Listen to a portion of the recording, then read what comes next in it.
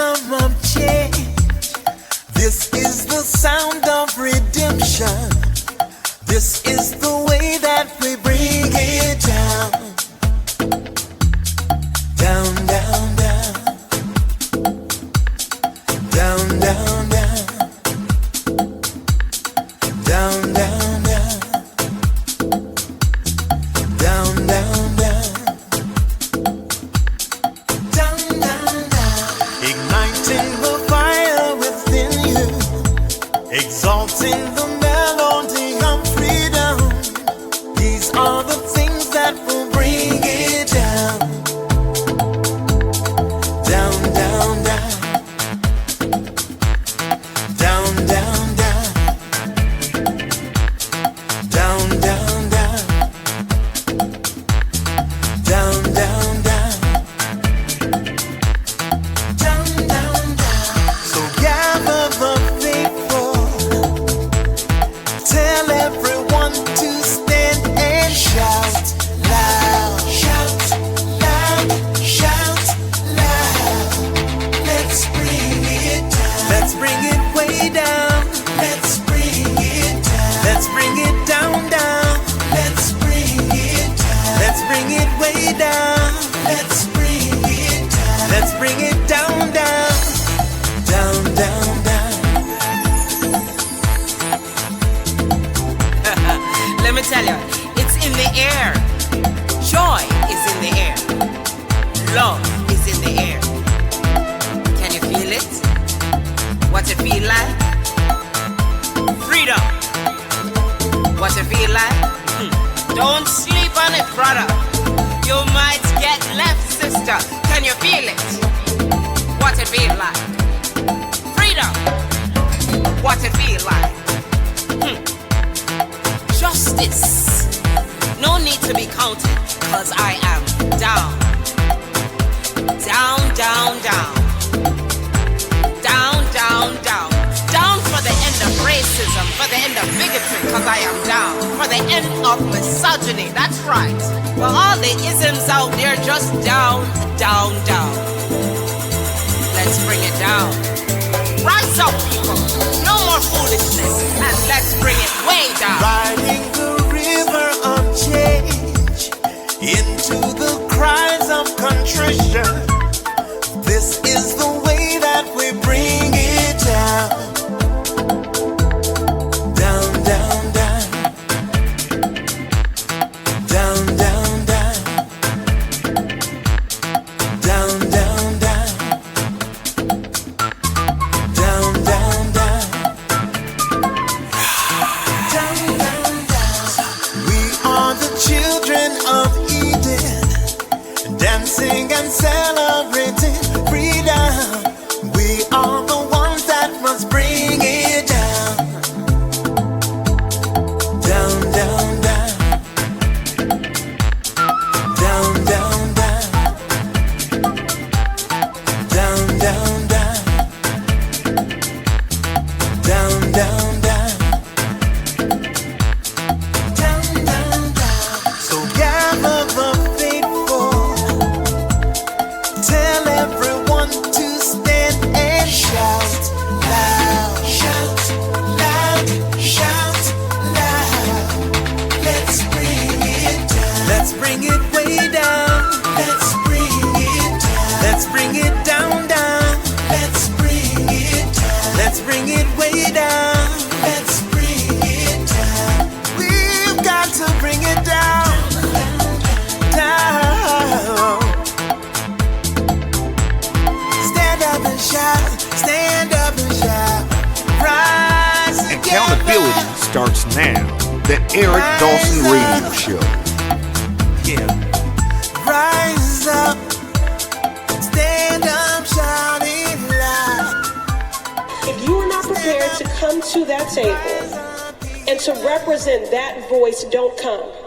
Because we don't need any more brown faces that don't want to be a brown voice. We don't need black faces that don't want to be a black voice. We don't need Muslims that don't want to be a Muslim voice. We don't need queers that don't want to be a queer voice. And if you're worried about being marginalized and stereotyped, please don't even show up.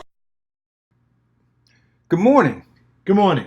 Listen, Good morning, man. Informed class. Good morning, everybody. everyone. Good morning. Welcome to the Eric Dawson Show. Every day, Monday through Friday, 10 to 12. At least we can say we're consistent. We are consistent, Ken. We show up, man. What about You know, we show up. I mean, to the chagrin of a lot of people. Yeah, right. They're like, oh, they're on again.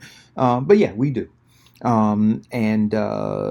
We try to provide news and information that informs, engages, and empowers and helps you work to improve the quality of your life. Yes. So that's what we do. I got some rest last night. Did you? Yeah. Diane Mary made me watch the debates last night. I wasn't going to watch them, but thank God I did. Well, you know, I mean, Thank God I did. I think that I think everybody should be watching them, but I think in particular our community ought to be watching the debates and looking through our special lens. Yes. We have to do that.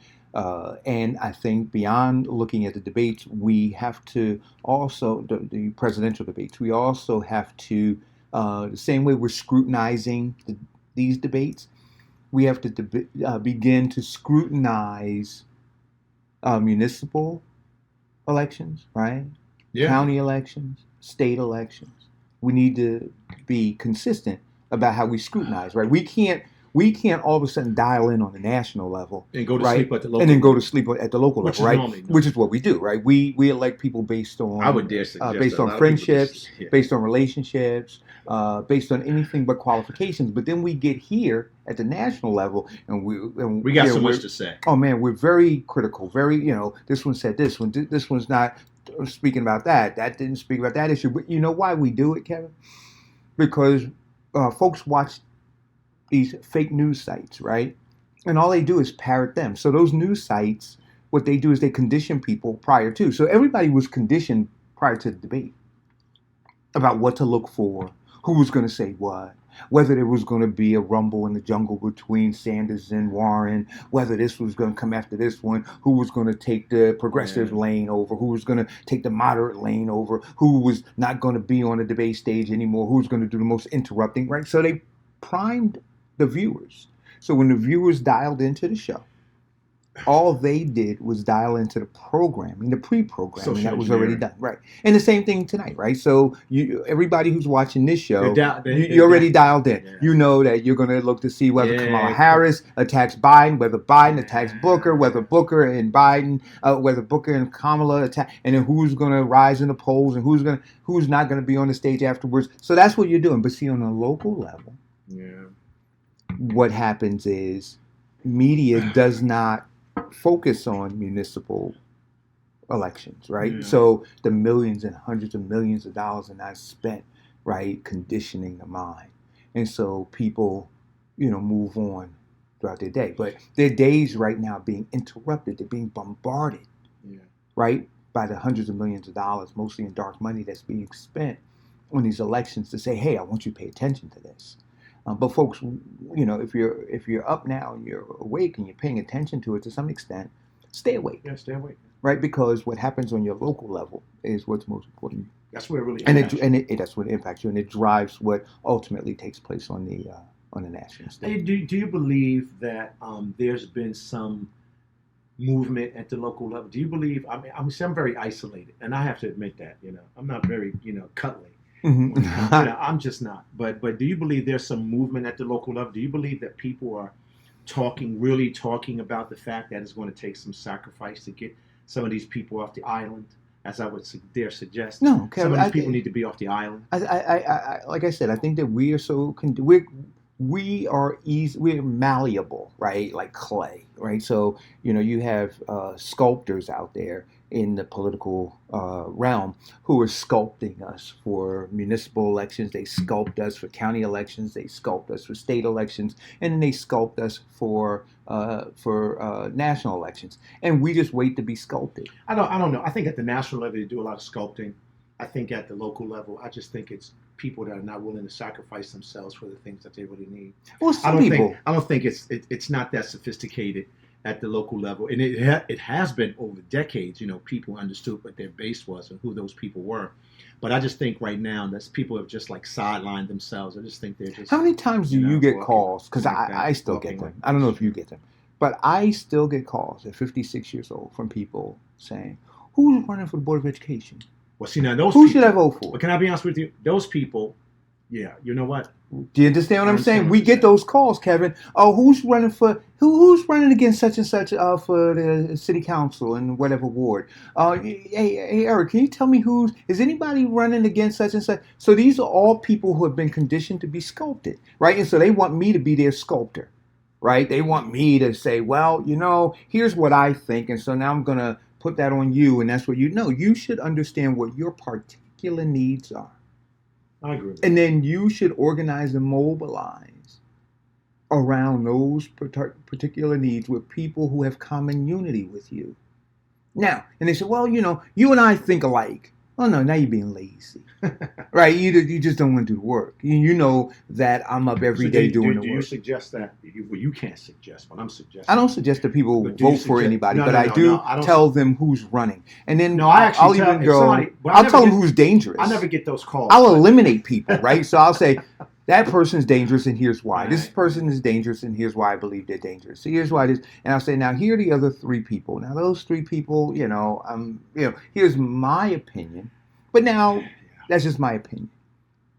But I have no doubt, right? So I'm not disillusioned to believe that when they hang the phone up with me, they don't say, oh, Eric said he's going to vote for that person, so I'm going to vote for that person too. But again, those people want to be molded. They want to be sculpted. They don't want to, and they do it every year, Kevin. And look, I can take a position that says don't call me anymore, but my fear is doing that they won't vote at all, right? That they'll say, Well, there's okay, a huge section of people in this country, millions of people in this country, which represent a constituency of their own Mhm. that don't vote. I mean, it's millions of people Right. that represent a constituency that's more than the people that do vote. Mhm. I don't know if people are aware of that. There's a constituency of millions of people that represent a constituency of non-voters, right? Right. That don't vote. I think when you tell people that, they look at you like you're crazy. I'm like, yeah, but it's true. it is true. So there's a real problem out there, and we haven't been really dealing with it straightforward. But this is the same thing here. There's 100 to 200,000 people that live in the city, and most of them don't vote. I'm talking about all socioeconomic levels. Right. I'm not talking about poor people. I'm talking about all socioeconomic levels, and that's pretty interesting. So that's why I embraced Cambridge Analytica's approach to the persuadable process that they used to micro target and mine voters for Trump the last Mhm. time. That's why the Great Hack was good. I wanted people to watch that because it was really brilliant. Did anybody watch it? We mentioned Yeah, it before. a lot of people watched it. Okay. Yeah, so I just wanted them to get them. I wanted them to understand what this is all about. And for you guys who don't know, it's a Netflix movie that you should watch. Yeah, it is very important. Yeah. And tomorrow, as a matter of fact, I'm going to read a chapter out of a book about reform, not reform education, but reform as it relates to the electoral process. Mhm. And I should have read it today. I didn't think about it. But I have the book, and I'll read it tomorrow. I'll read it on Friday. But so you looked at the debates yesterday. What do you think? I know you got a lot of stuff right. decked up. So what I have decked up today, guys, so please hit the share button, is I have the intros from everybody because those were only a minute each, right? So that's going to take up 10 minutes, but I'm going to play one at a time, and then we can have a discussion about the intro. But again, I want folks to look at it through our lens, right? Because these are candidates who we want to make sure that whatever it is that we want, and we've tried to talk about this on the show too, what is it that Black folks want? Yeah. Right now, they're saying that we are the largest, most consistent, most loyal voting bloc for them. So we should have a right to say what we want, right? So let's look at us as that voting bloc, and I want you guys to listen to the clips that I play, and then ask yourself, because they all have talked about, when they went down to South Carolina, Clyburn's fish fry, they talked about how important we were, right? So I want you to listen to their intros, That fish was good. and I want you to tell me how they expressed their concern for us as they introduced themselves as candidates for the presidency of the United States. Who are you starting with? Right? So I'm going to go down the list that they Oh, you'll did, go down the right? list? Okay. So the first one that was up, that spoke was Steve Bullock. Okay. So we're going to play his clip now. Here we go.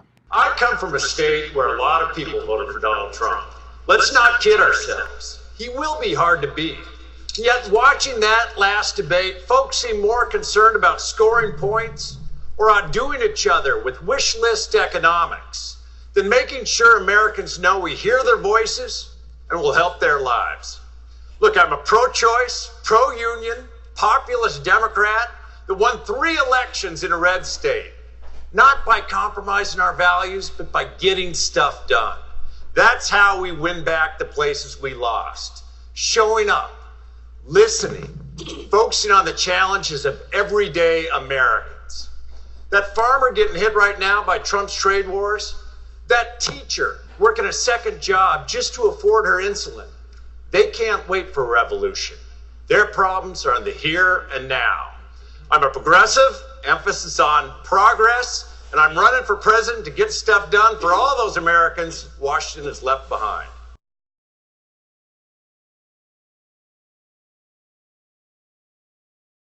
Farmers, right? Pro-teacher, pro-choice, right? Go back and win those people that they didn't get before. But no talk about us. Why? Because they already have us. Mm-hmm. Like, no talk about us because in his mind, like we talked about yesterday, the prolific slave catcher, that would be Jesse Jackson.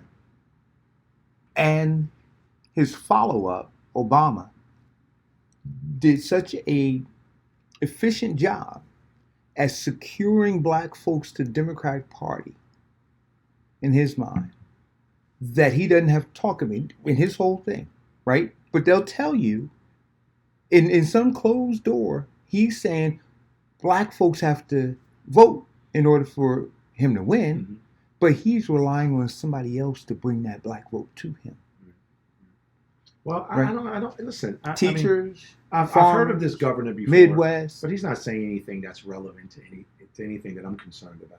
I mean, one of the things that we have to learn how to do is like cut through the chatter. I mean, he's not, like you said, talking about anything that's important for my condition or the people that I'm interested in. And I mean, he could be probably the greatest person in his state, and he's won 3 times, and he's connected with his state. He's dialed into what his state needs, mm-hmm. and he should stay there. And that's what I'm saying. He should stay there and work with those people. He should stay there. I think he should stay right? there. I'm very impressed. Montana. And I don't know how many of us in Montana. Well, you know what, though? Guess what? I respect the fact that he's dialed into the teacher. He's dialed into the union, the farmer. Right. I get that. I mean, I think that's appropriate. But so some very broad democratic issues for Democrats. And but I think no specific issues that address. I think it's an appropriate conversation because if you're in Montana and if you haven't been to Detroit, if you're in Montana and you haven't been to south side of LA, stay in Montana. Stay in Montana. I appreciate him. Yeah. God bless him. God bless him. So now, and I got to say this, man, because I put it on my Facebook page. I said that this young lady was on code last night. But here's her opening remarks. This is Marion Williams. Okay. In 1776, our founders brought forth on this planet an extraordinary new possibility. It was the idea that people, no matter who they were, would simply have the possibility of thriving. We have not ever totally actualized this ideal, but at the times when we have done best, we have tried. And when forces have opposed them, generations of Americans have risen up and pushed back against those forces. We did that with abolition and with women's suffrage and with civil rights. And now it is time for a generation of Americans to rise up again. For an amoral economic system has turned short-term profits for huge multinational corporations into a false god. And this new false god takes precedence over the safety and the health and the well-being of we, the American people, and the people of the world, and the planet on which we live. Conventional politics will not solve this problem, because conventional politics is part of the problem. We, the American people, must rise up and do what we do best and create a new possibility. Say no to what we don't want, and yes to what we know can be true. I'm Marianne Williamson, and that's why I'm running for president.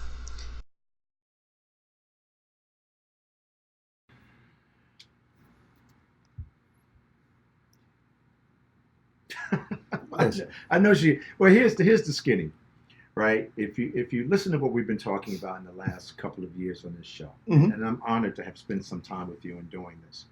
You know, the word possibility, the whole issue of if we don't have an economic remedy to the crisis that's happening, a real economic remedy, and of the crisis that's happening in these neighborhoods, you know, we're going to perish.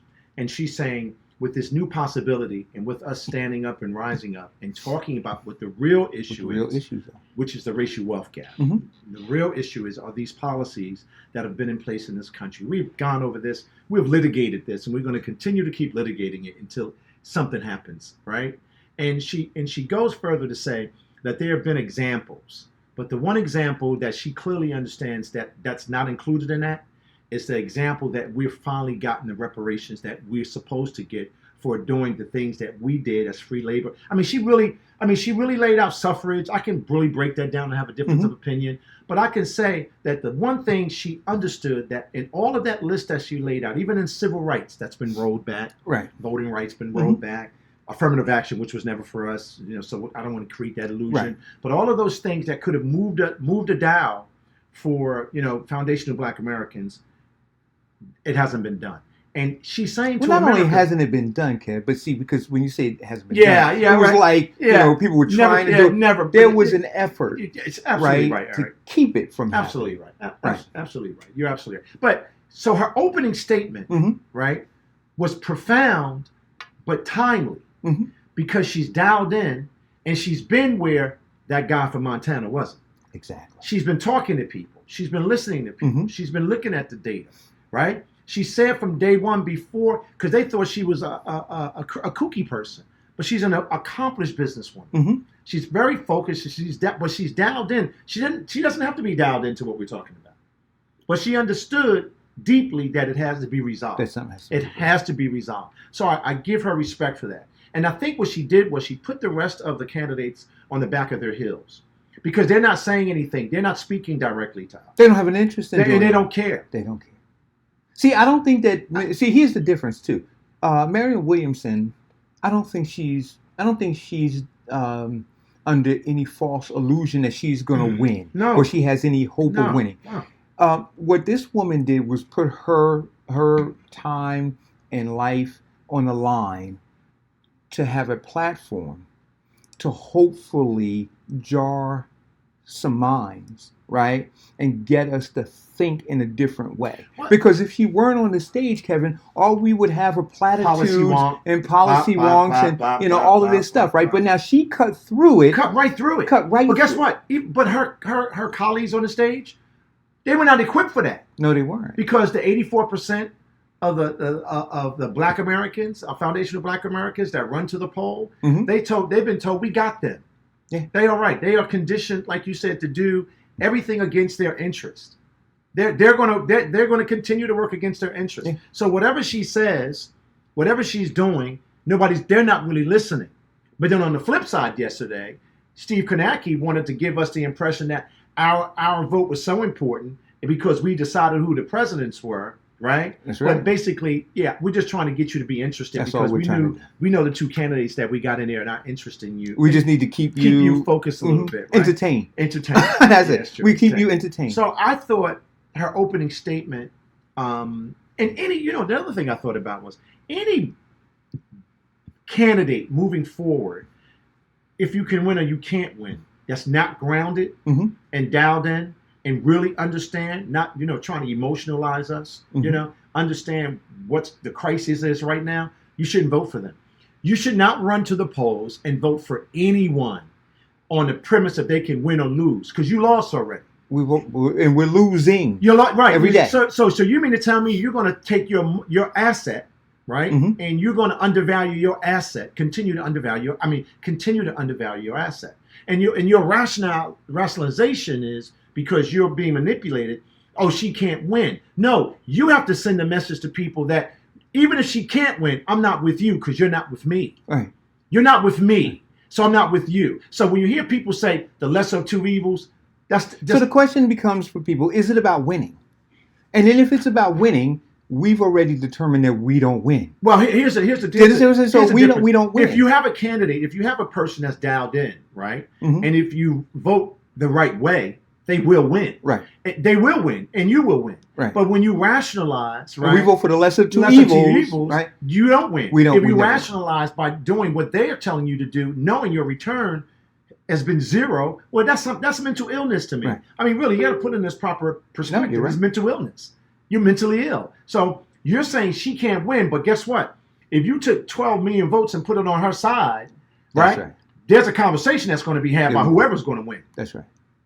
That's right. It's like, So listen, so yeah, afterwards, man, find I that was very motivated from the whole thing.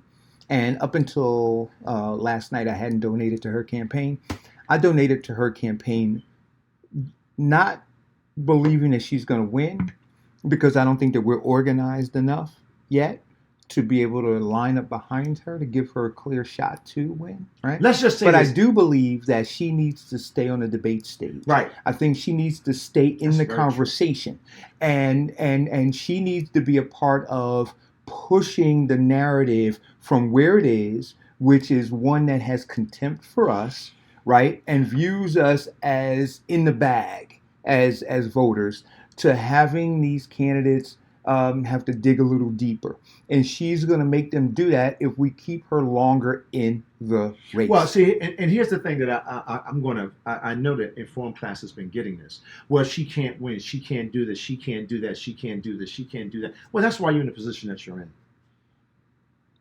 That's why your life, where you live, in the neighborhoods that you live, they're in a condition that they're in. Because your response should be really, no, we're losing. We're losing already. But you know what? I find that very interesting. Do you remember they said that Obama was losing among black people, black voters, until he won in Iowa? Yeah, I remember. And that. then after he won in Iowa, Yeah, I remember black that. folks looked and said, oh, he could win. He might be able to win. And so instead of them having the courage, right, if they believed in him from the beginning, from the get-go, right, to say we're going to get behind him, what they did was they sat back to see what some other folks thought about him, right, to legitimize him before they were willing to be courageous enough to vote for him because they believed in him. Listen, I remember 6 months ago, 8 Mhm. months ago, when you and I started having discussions, we started changing out the discussion on the show. And I think it's been very enriching for me personally to have this discussion. Raheem Singleton said he donated last night too because we need to have her voice. And look, I'm gonna say this, man. If what she said was truthful, right, then there's a value add for us to have truth on the stage. Oh yeah, I agree. And we have to be willing again I really to agree. ante up, right, and put something in the mix. Just like I had the conversation with you guys about McGrath in Kentucky, right? You may not agree with her policies and whatever, or all of them, or whatever, but what we do know is that Mitch McConnell is the devil. We know that, and so to have somebody who can debate him, and then maybe through us going and talking to her and saying, look, you know, if you pay attention to these kinds of things that are important to us, right, we might be able to lend a little Look, more she support. went to you. Dr. Darity and had an extensive Oh, conversation. did she? Yeah, she met with Dr. Darity. She had an extensive. Amy McGrath. Yeah, no, I'm saying I'm not Amy McGrath. I'm talking about Williamson. Oh yeah, I know Yeah, she yeah, went. yeah. Yo, dude, when you listen, Kevin. No, I'm sorry. Kevin, I'm sorry, no, but I'm listen, sorry, if Amy McGrath had gone and done that, No, I apologize. no, but if she had gone and done that, would have been huge. Oh, that would have been. That'd have been for huge. me, That's it why would my have been eyes huge. Oh. opened up. I was like, wait a minute, Amy McGrath? No. But Williamson has met with Oh, absolutely Dr. she has. Garrity, met with all of the people that have done the work and really trying to give Foundation of Black Americans a better Mm-hmm. perspective of where they're headed and what's going on. And she took that on. She claimed it. She Yeah. took it on, and she's emoting it Yeah. out and saying, "Listen, this is what America is really saying, and you need to." Well, pay but you know what, attention." Kevin? And then I'm gonna move on to Yeah, go Delaney ahead, in a second. But Kev, it's like anything else, right? Until you go visit a cancer ward Yeah. or a burn center or anything else, right? You can talk theoretically about Yeah. whatever, but once you go and you listen to the stories and you look at the struggles and the challenges and the hurdles that in the lives of these people and the pain and everything, then you you have a different perspective, right? do. It drives into your soul, and then you speak and you emote based on that We do. experience, right? Because, like you said, what's his name? Steve Bullock from Montana hasn't gone and had any of these conversations, hasn't visited Watts or No. visited any other anyone. community, but he hasn't done that, right? So his experience is And Montana. even if you do go and you're still talking through your own personal lens, you've done that tour a disservice. Right. You know, you've done that walk through a disservice. So you know? here's John Delaney, guys. Okay. Folks, we have a choice. We can go down the road that Senator Sanders and Senator Warren want to take us with bad policies like Medicare for all, free everything, and impossible promises that'll turn off independent voters and get Trump reelected. That's what happened with McGovern. That's what happened with Mondale. That's what happened with Dukakis. Or we can nominate someone with new ideas to create universal health care for every American with choice. Someone who wants to unify our country and grow the economy and create jobs everywhere. And then we win the White House. I'm the product of the American dream. I believe in it. I'm the grandson of immigrants, the son of a construction worker. My wife, April, and I have 4 amazing daughters. I was the youngest CEO in the history of the New York Stock Exchange, created thousands of jobs, and then served in Congress. That's the type of background, and my platform is about real solutions, not impossible promises that can beat Trump and govern. Thank you. Guy, but I'm talking. I want some impossible stuff done. Right. I mean, he lost me already. I'm not trying to get the institutional guy, a guy that represents the oligarchs, to tell me that I shouldn't be looking for something impossible. Oh, I want government to do something impossible for Foundation of Black Americans. Right. I mean, so what he's telling me right now, you just stay where you are, and we'll be all right. We'll get to you. He got to go. Or not. Yeah, we may not get to you. I think he's only on the stage to be a spoil for, or try to cause conflict between Warren and Bernie Sanders, which in fact is not even relevant to where we're trying to go to. So he's done. I mean, I hope he is missing in action. Probably won't be, but in the next 2 debates, I hope he's gone because he's useless. Right. People like that, we should Done. easily just get rid of And them. I think he'll be gone, hopefully. Yeah. Right. Well, we should put it in perspective from our perspective. He Right. offers no value. Yeah, he offers no value. No value. Right?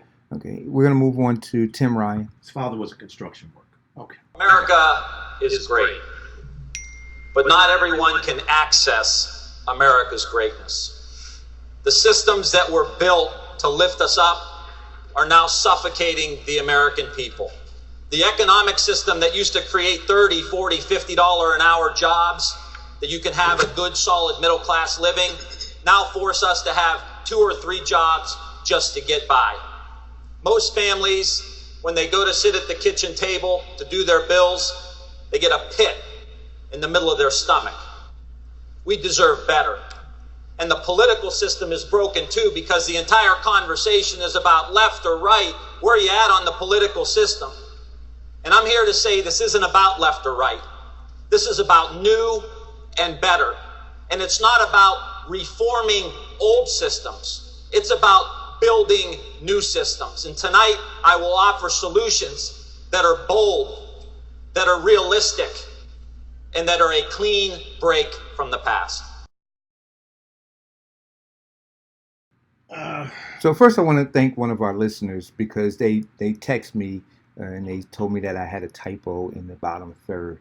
So I corrected the typo. So you know what? That's great. You know That's what? great. It's good to know that people are paying attention, right? Appreciate that. I didn't. Again, like we just you gotta look and go. He's not connected. Listen, I mean, his message obviously is for Middle America. Right. The illusion. See, that's an illusion also about Middle America. Middle America has been wiped out. Their Middle America is wiped out. That's why you're hearing all of this. Now, if their Middle America was not wiped out, we wouldn't be having this discussion about the impact of, wealth disparities in this country. When they say wealth disparities, they're talking about white folks who Absolutely. used to be part of middle class, Right. no longer part of And- middle and class. they're The money suffering. has, in fact, gone Yeah. up to the top 1%. Yeah, right. And they're suffering. Right. So he's talking to his base, and he's talking to the people, and he's trying to feel their pain. right? I get that. But the 95% to 85% that put you in the White House, you're not talking about their pain. That's okay. So you're cloaking it in all of these different terms, America. Well, you know what? Based on what we've analyzed over the last couple of years, we're not a part of that dream. You're talking about income, or wealth disparities, but you're not saying racial wealth disparities. See, you have to be very specific. But let's be, but again, Kev, let's be real clear and real honest about why he's not doing that. Right. Because they have been conditioned as well Absolutely. to believe that black folks have been corralled, right? Have been herded, have been caught by these slave catchers, and that they're going to be loyal to the Democratic Party. So we don't need to speak to their issues. Historically, they actually did this, and you're absolutely correct. You're absolutely correct. So in their meetings, they're saying stay off the third rail. We're the third rail. Yep. Stay off the third. And that's divisive. That's divisive. Right? It's un-American. It's un-American. Right? And you're going to throw off. Your white voter base is going to be angry that you're even thinking about anybody else. That's right. Not thinking about anybody else, because it's okay to think about the people at the border. Oh, see, let's be. See, well, I want to stay there for a second. We can get data is suggesting that if the Democrats continue on this immigration path, this undocumented path, right, that they're going to be blown away. And I'm going to get back to that later. We're going to get back to it. The not Democrats, but people in this country are saying, how are you talking about giving health care, to undocumented, and I can't afford it. I can't get access to it. I can't afford college. Saying, I don't have a driver's license. So it's license. not you and I saying this. I don't have health care. I don't have any of these things. And you're going to give them... And I got to tell you something. At whose expense? Yeah. There we go. At the immigration pathway is really becoming a problem. Sure it is. Yeah. So now here's John. I like his name now. Hickenlooper. Yeah. Here we go. Last year, Democrats flipped 40 Republican seats in the House, and not one of those 40 Democrats supported the policies of our frontrunners at center stage. Now, I share their progressive values, but I'm a little more pragmatic. I was out of work for 2 whole years until I started what became the largest brew pub in America. And I learned the small business lessons of how to provide service and teamwork, and became a top mayor, and as governor of Colorado, created the #1 economy in the country. We also expanded health care and reproductive rights. We attacked climate change head on. We beat the NRA. We did not build massive government expansions. Now, some will promise a bill tonight or a plan for tonight. What we focused on was making sure that we got people together to get things done, to provide solutions to problems, to make sure that we worked together and created jobs. That's how we're going to beat Donald Trump. That's how we're going to win Michigan and the country. Well, reproductive rights. White women.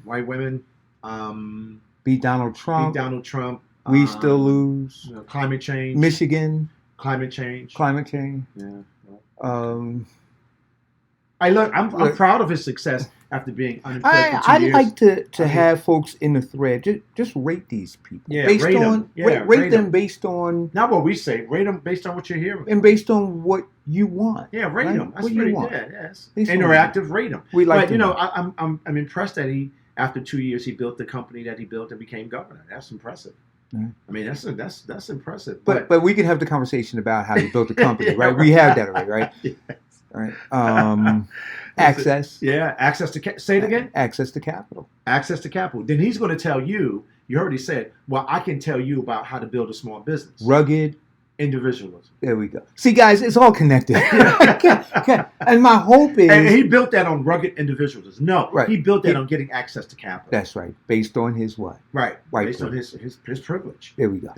But they don't want to say that. They don't. They cloak it in all of this other stuff. You can do it too. But it's good that we could break this down and get people to understand and put it in context. So, all right. So please rate them. I'd like to know. I want to go back after the show and look at them. Please, and continue to share the show.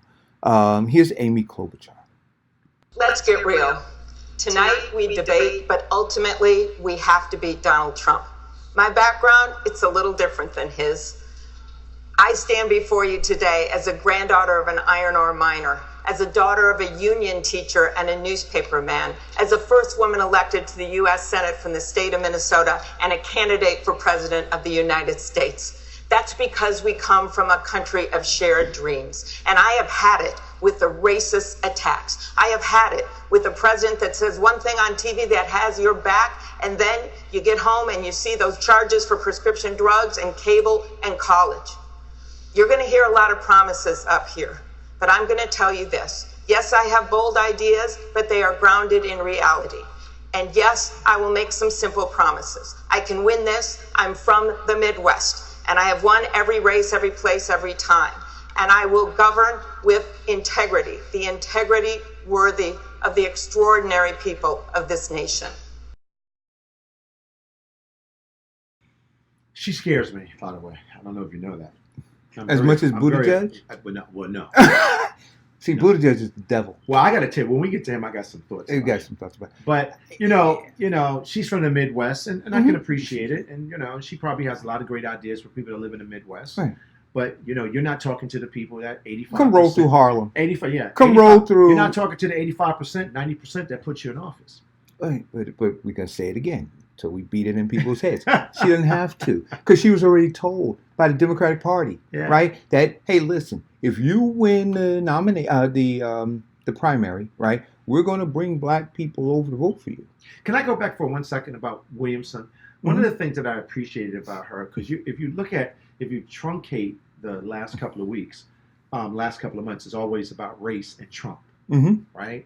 And she dealt with the race issue straight on. Yep. Everybody else on the stage made like it didn't happen, but they connected it to race and Trump. But they didn't say systemic. They didn't say the things that really, develops race, what racism is. I don't think anybody knows what racist and racism is. Well, they know, Kevin. But I didn't mean to. Let me say this. Some of them. I don't think people know. Some of them, they're a product of their environment.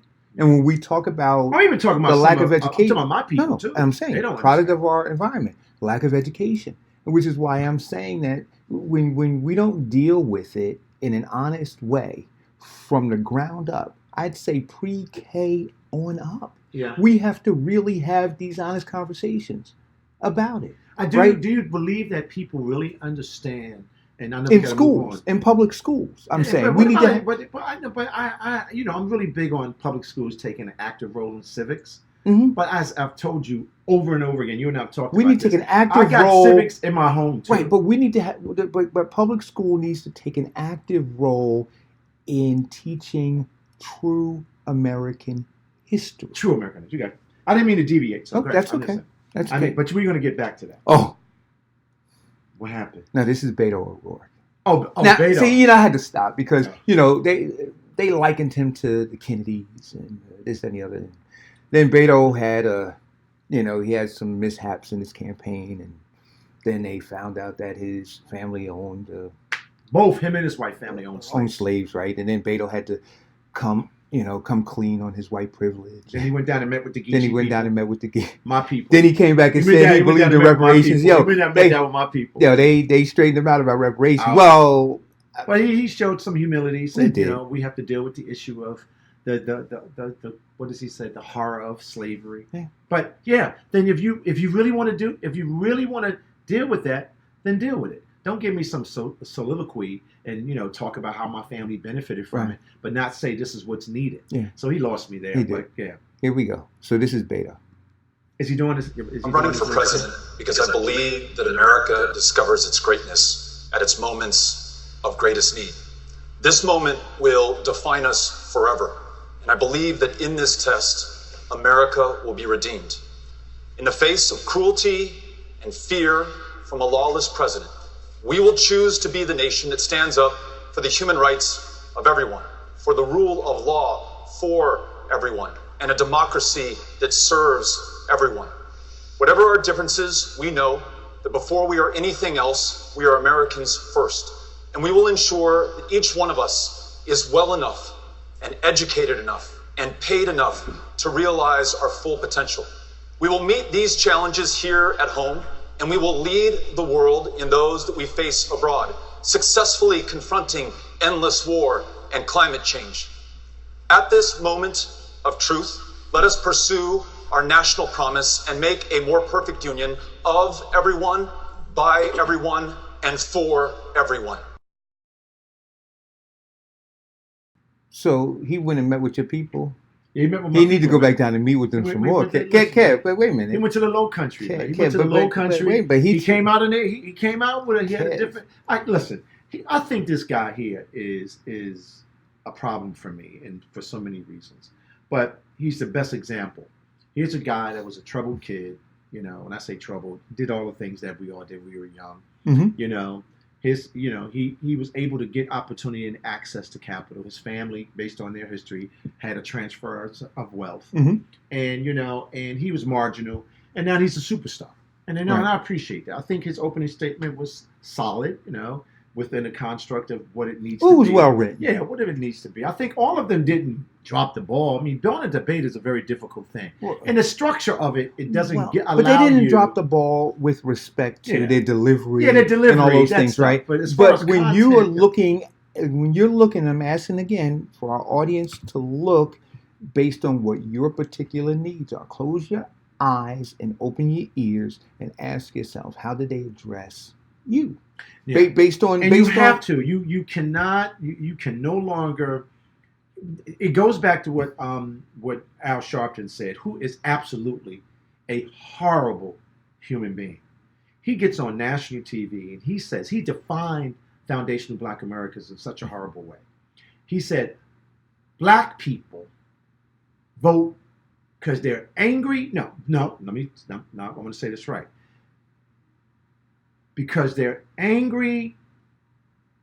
Oh God, I got to go back and do it. I've been saying this so much I forgot. Mm-hmm. But he basically said that we voted because we were angry, emotional. Right.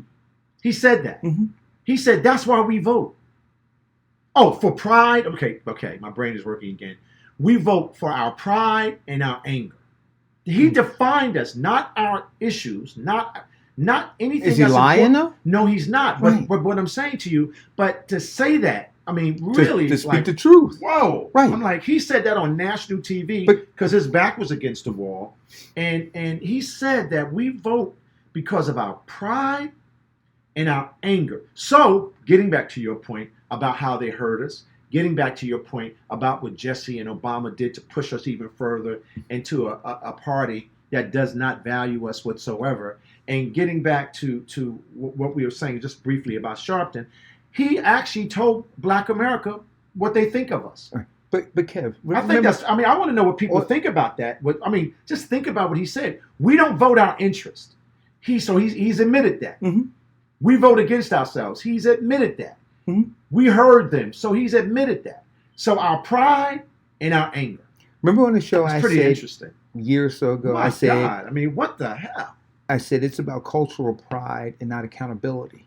Absolutely. Remember I said that? I It's remember about you cultural pride, not accountability. So when we look at, which is why you take Cummings, and we'll get into Cummings later, right? But you take Cummings, and folks bristled when Donald Trump made the statement, and we were so easily swayed in believing that it was a racist statement. Now, not saying that the commentator, being Donald Trump, is a racist, but the commentary was honest commentary about the condition of Baltimore. And so when you look, and then people looked and say, "Oh, but Cummings, this is who he is. He's a staple in whatever." Wait, this man's been there for 20-some years. Listen, we have to do a show next week, if you don't mind, on what racism is and what racist is, and we have to break that down. We have to, really give some people time to think about it. So let me tell you why Donald Trump's a racist. Mm-hmm. I'm just give you a prime example. When he owned in his apartment building, his father's apartment building, right? They discriminated against Black people from getting apartments. Right. That makes him a racist. Now he's a racist. He structurally used this institution to stop Black people from getting apartments. And when he was sued, and when they won, what did he do? He created an environment where when Black people did come get the apartments, he put them in a certain sector of the project. That's racist. Right. Now that identifies him as a racist.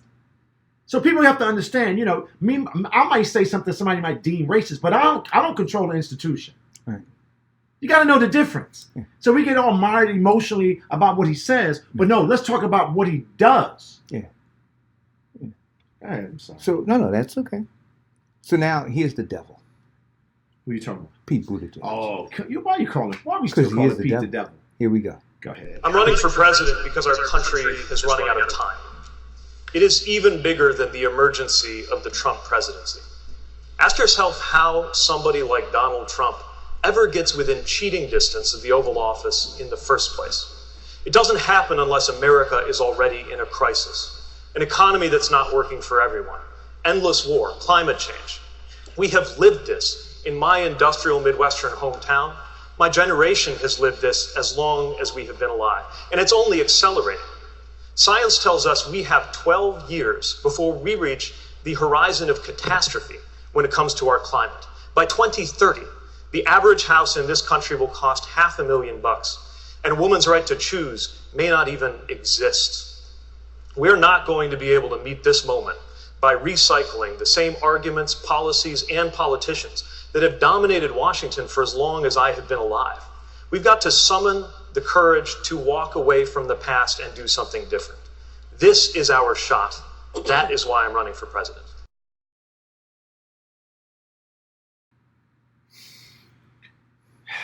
Well, you said he was the devil. You and Diane have coined him as being the devil. So I do think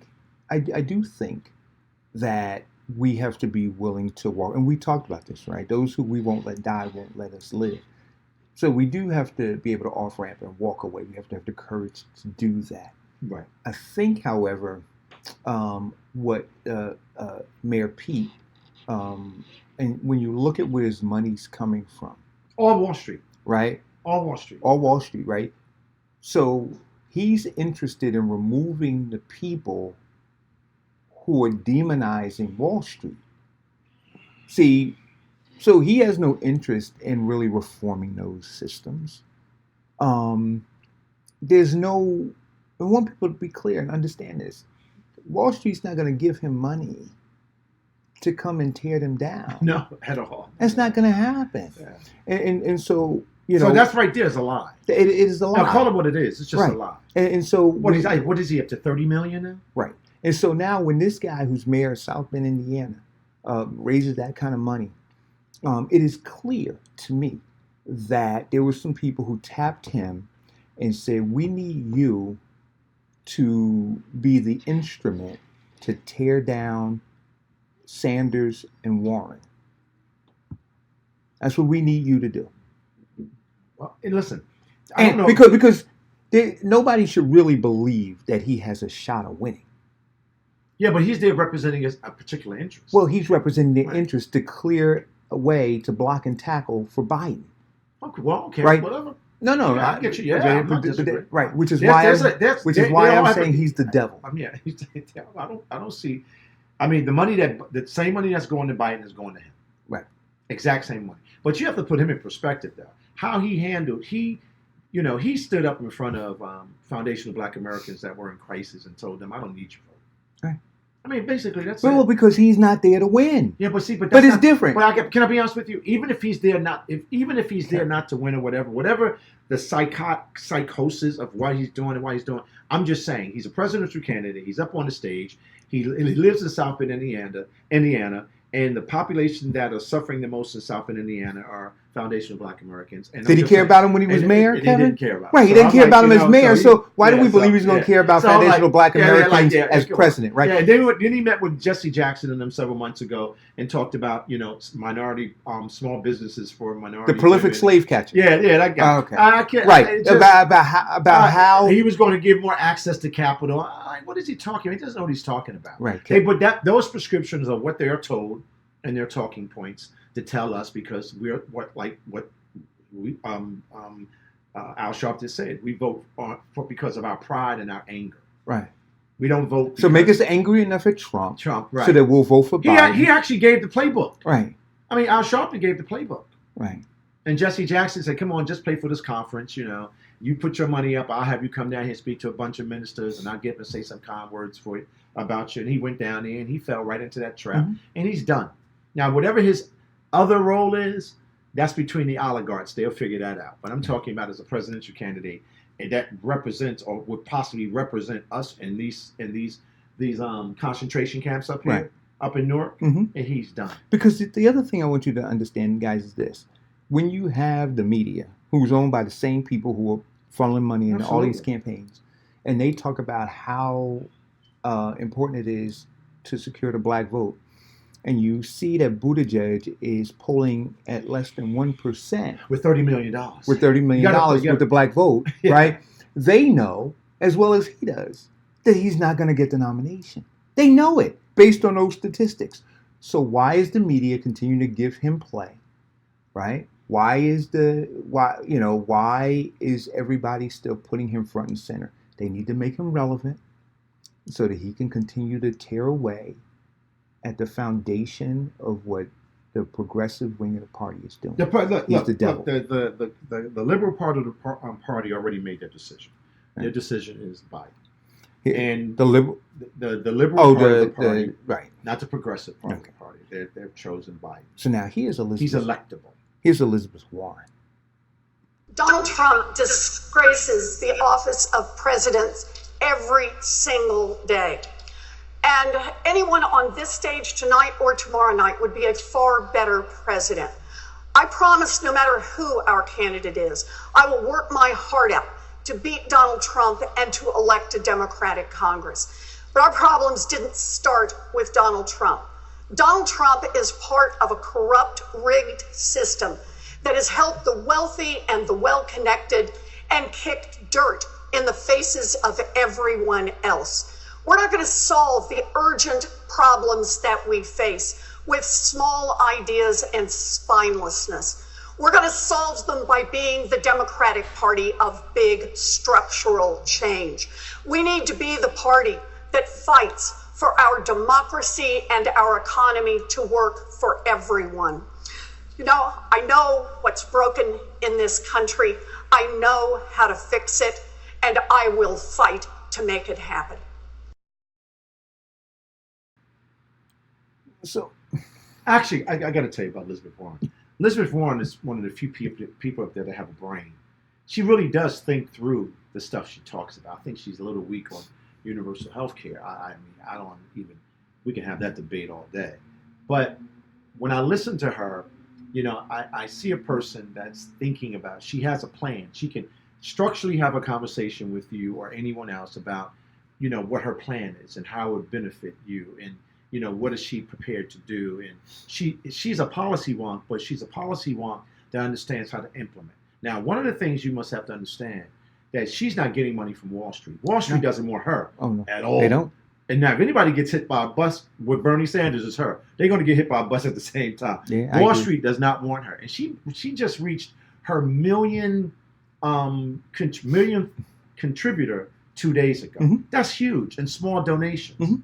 So several months ago, they tried to push her out of the process and say, "Oh no, she's not going to win," and she snapped back. Right. You know, she's not somebody that I would trust my future with. But when I'm listening to her, I get what she's saying. You know, I understand what she's saying, and when she starts to have real in-depth conversations about the rig system, I get what she's saying. But you know, again, she was not prepared to really have a bigger conversation. A very specific She conversation. was not. And if Very you're not having a very specific specific very conversation specific with conversation, me, right? I'm not having a Not about specific colored people, not conversation about with all people, but you. about I'm not- foundational black and, people. And, right? until I think we have to discipline ourselves about what club we're in. Mhm. So, you know, my club should be saying this. You're not talking specifically about what's going to address my needs. I'm not voting for you. Yeah. My club. I'm talking about my club. Yeah. My club members, I'm saying, hey, listen, you know what? Well- you can't give all of this diversity, just have this diversity this discussion, have all of this one America discussion. You can't have all of that. We've been duped on that already. So my clubhouse, I just want them to know, hey, listen, this is what you should be thinking of. But there's opportunity. Yeah, that is. There's opportunity for foundational black Americans Yep. to show, right? Yep. A You're person right. like Elizabeth Warren. You're Hey, right. listen. We can push you over the edge, Yeah, it's negotiation. Man. and we can negotiate with you. But So it's not fait accompli, right? We can have That's true. conversations with her. That's true. The question is, Well, if she continues to keep doing what she's doing, she's using the same old Democratic playbook. She's down there talking to some obscure ministers, and you know she's out there, you know, talking to Al Sharpton and you know Jesse Jackson, you know, prehistoric dinosaurs, and she's not having real conversations with people that are really spending time and analyzing this data and talking to real people. Yeah. She hasn't talked to anybody real. She went to the fish fry. You know, she's emotional. She's a tough lady. I have respect for her brain, but you know, she's engaged in the same playbook everybody else is. And you know, she's going to miss that opportunity. See, it's up to her to come to us. We have to run to you. You want our 85%. This is the thing that I find fascinating about Black Americans, Foundation of Black Americans. But I guess that's where you and I have a disagreement. But let me tell you why. If I want something from you, I want something from you, right? I need you. No, I'm coming to you. I'm simplifying. But here's the thing, Kev. But she could say that she wants to be president. That's what she wants from us. But what we want from the government is not to be a bottom caste. What we want from the government is not to have zero wealth by 2053. What we want is not to just be excluded from existence, right? So what we want is, because there have been people who've run for president and didn't win. They went off to write books. They became millionaires. So if Elizabeth Warren doesn't become president, it's not the end of her life. But for foundational Black Americans who are on a trajectory to zero wealth by 2053, and that's why I'm saying that we need to go to folks who we believe we can have conversations with and have those conversations and not sit passively and say, well, if they don't come to us, then we're not going to. All of the above you said, I agree with. But here's the difference. If I'm running for something, and I want you to listen to me, I'm going to go to you. I'm going to talk to you. I'm going to get in your family and say, listen, am I saying this right? Am I doing this right? I mean, because I don't understand how a person runs for office with all of those negatives that she knows of, that she knows these things are happening, and I'm not going to talk to you. I have to talk to you as a candidate. I have to go figure out your pain. I have to walk down that street. I have to meet you on that bus stop. I have to do retail politics all up and down. So I'm not disqualifying what you're saying, but there's a certain action. There's certain things that I have to do as a candidate to get there, because if you say that I'm 85% of this in your book, in your control book, and it says, this is what Black Americans are thinking, Foundation of Black Americans are thinking, this is what Foundation of Black Americans are feeling, well, you know what? We got to do a better job to connect. Not go have breakfast with Al Sharpton, not go to a bogus, I'm just saying, you got to take some action. I'm the one that you need. I'm the one that you want. Right, but what I'm saying again is this. I don't dispute that she realizes that she needs us. But I think that we need, if you look at the plight of the foundational Black American, we need somebody in there who is tearing down policies and erecting policies that are going to benefit us, tearing down those that have kept us underfoot for a long time. And so we need to, and I don't know, and maybe it's happening, right? I always talk about this. Maybe it's happening. Maybe we are trying hard to get in front of these people. Maybe, if Elizabeth Warren is turning down meetings with people, right? So if people are kicking the door down saying, hey, listen, we're a group of foundational Black Americans and we want to have this conversation. And if she's, giving the Heisman stiff arm to them, then we should have that conversation. What they're being told, Eric, is this in their talking points, in their meetings: stay away from the issue of reparations. Stay away from the issue of racial wealth gaps. As a matter of fact, stay away from the Black discussion completely. Now, if you want to have that discussion, take the narrative of race and connect it to Trump, because that's what's working. This is what they say it's working. So when you talk to her, we went and talked to her right now. We say we want to have a conversation. This group wants to have a conversation because she's only going to talk to people she believes that represents a constituent, right? Mm-hmm. So she's not speaking to us who represent the constituents. She's going to speak to some sidebar representative that's telling her what they need to tell her for their personal gain. Correct. And what I'm saying is, if she's saying she's a savvy, smart intellectual or a person that understands retail politics, and if they're looking at those tabs right now, Eric, they're saying we're in freaking trouble. Sure. That's all I'm saying to you. Oh, absolutely. But I agree on all of those other. I agree with that. I'm just saying she's a smart woman. Her team is smart. Yeah. Whatever Al told you over breakfast, and whatever Jesse whispered in your ear, and whatever Reverend Butterbiscuits told you, you know what I mean? Yeah. Guess what? It ain't working. It ain't working. So if I was her, I'd be like, wait a minute, this is not working. I'm not getting any traction. I'm like 1%. when it comes to Black Americans paying attention. But here's the question, and I want to go on That's Bernie what I'm saying. Sanders, Go and ahead, we go got a ahead, couple yeah, more go ahead, things go to ahead, play. go ahead. I don't time. But I need time. if Butter Biscuit, and let's be clear about who you're talking about. You're talking about Roland Martin, right? Roland Martin. So what's you're that other girl's name we talk about all the time? A.M. Joy? Yeah, A.M. Joy. Right. So if you're we should talking put on about FM Joy. Yeah, so if you're talking about Butter Biscuit or AM or FM Joy, you're talking about Al Charlatan or And the all of those people prolific on TV, slave catcher yeah. Jesse Not Jackson. saying anything. But they have. Yeah. We gotta acknowledge this, Kevin. Yeah. They have proven their wealth and value to the Democratic Party. Oh yeah. Right? They got receipts in terms of what they've been able to do in the past. Yeah. Right? And so That's they're very coming true. with those receipts from the past and saying, hey, look, here's what we've been able to do in the past. Right? And here's what we believe we can do.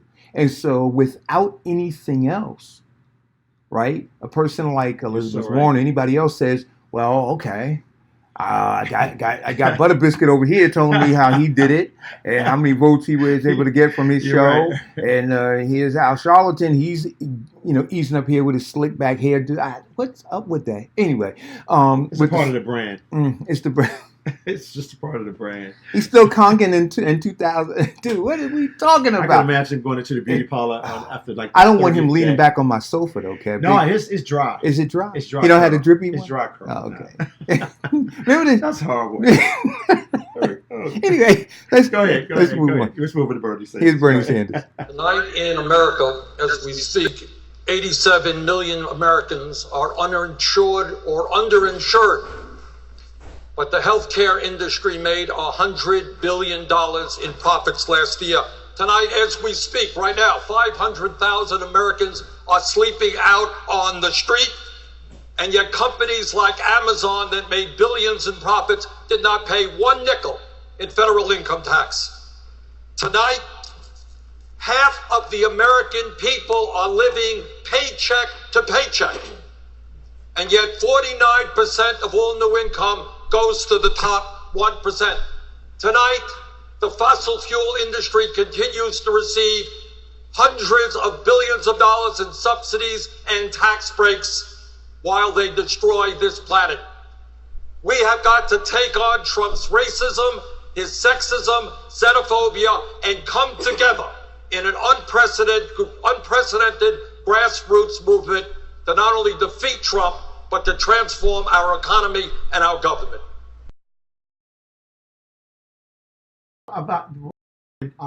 Let me tell you what I feel about Bernie Sanders. I feel bad for him.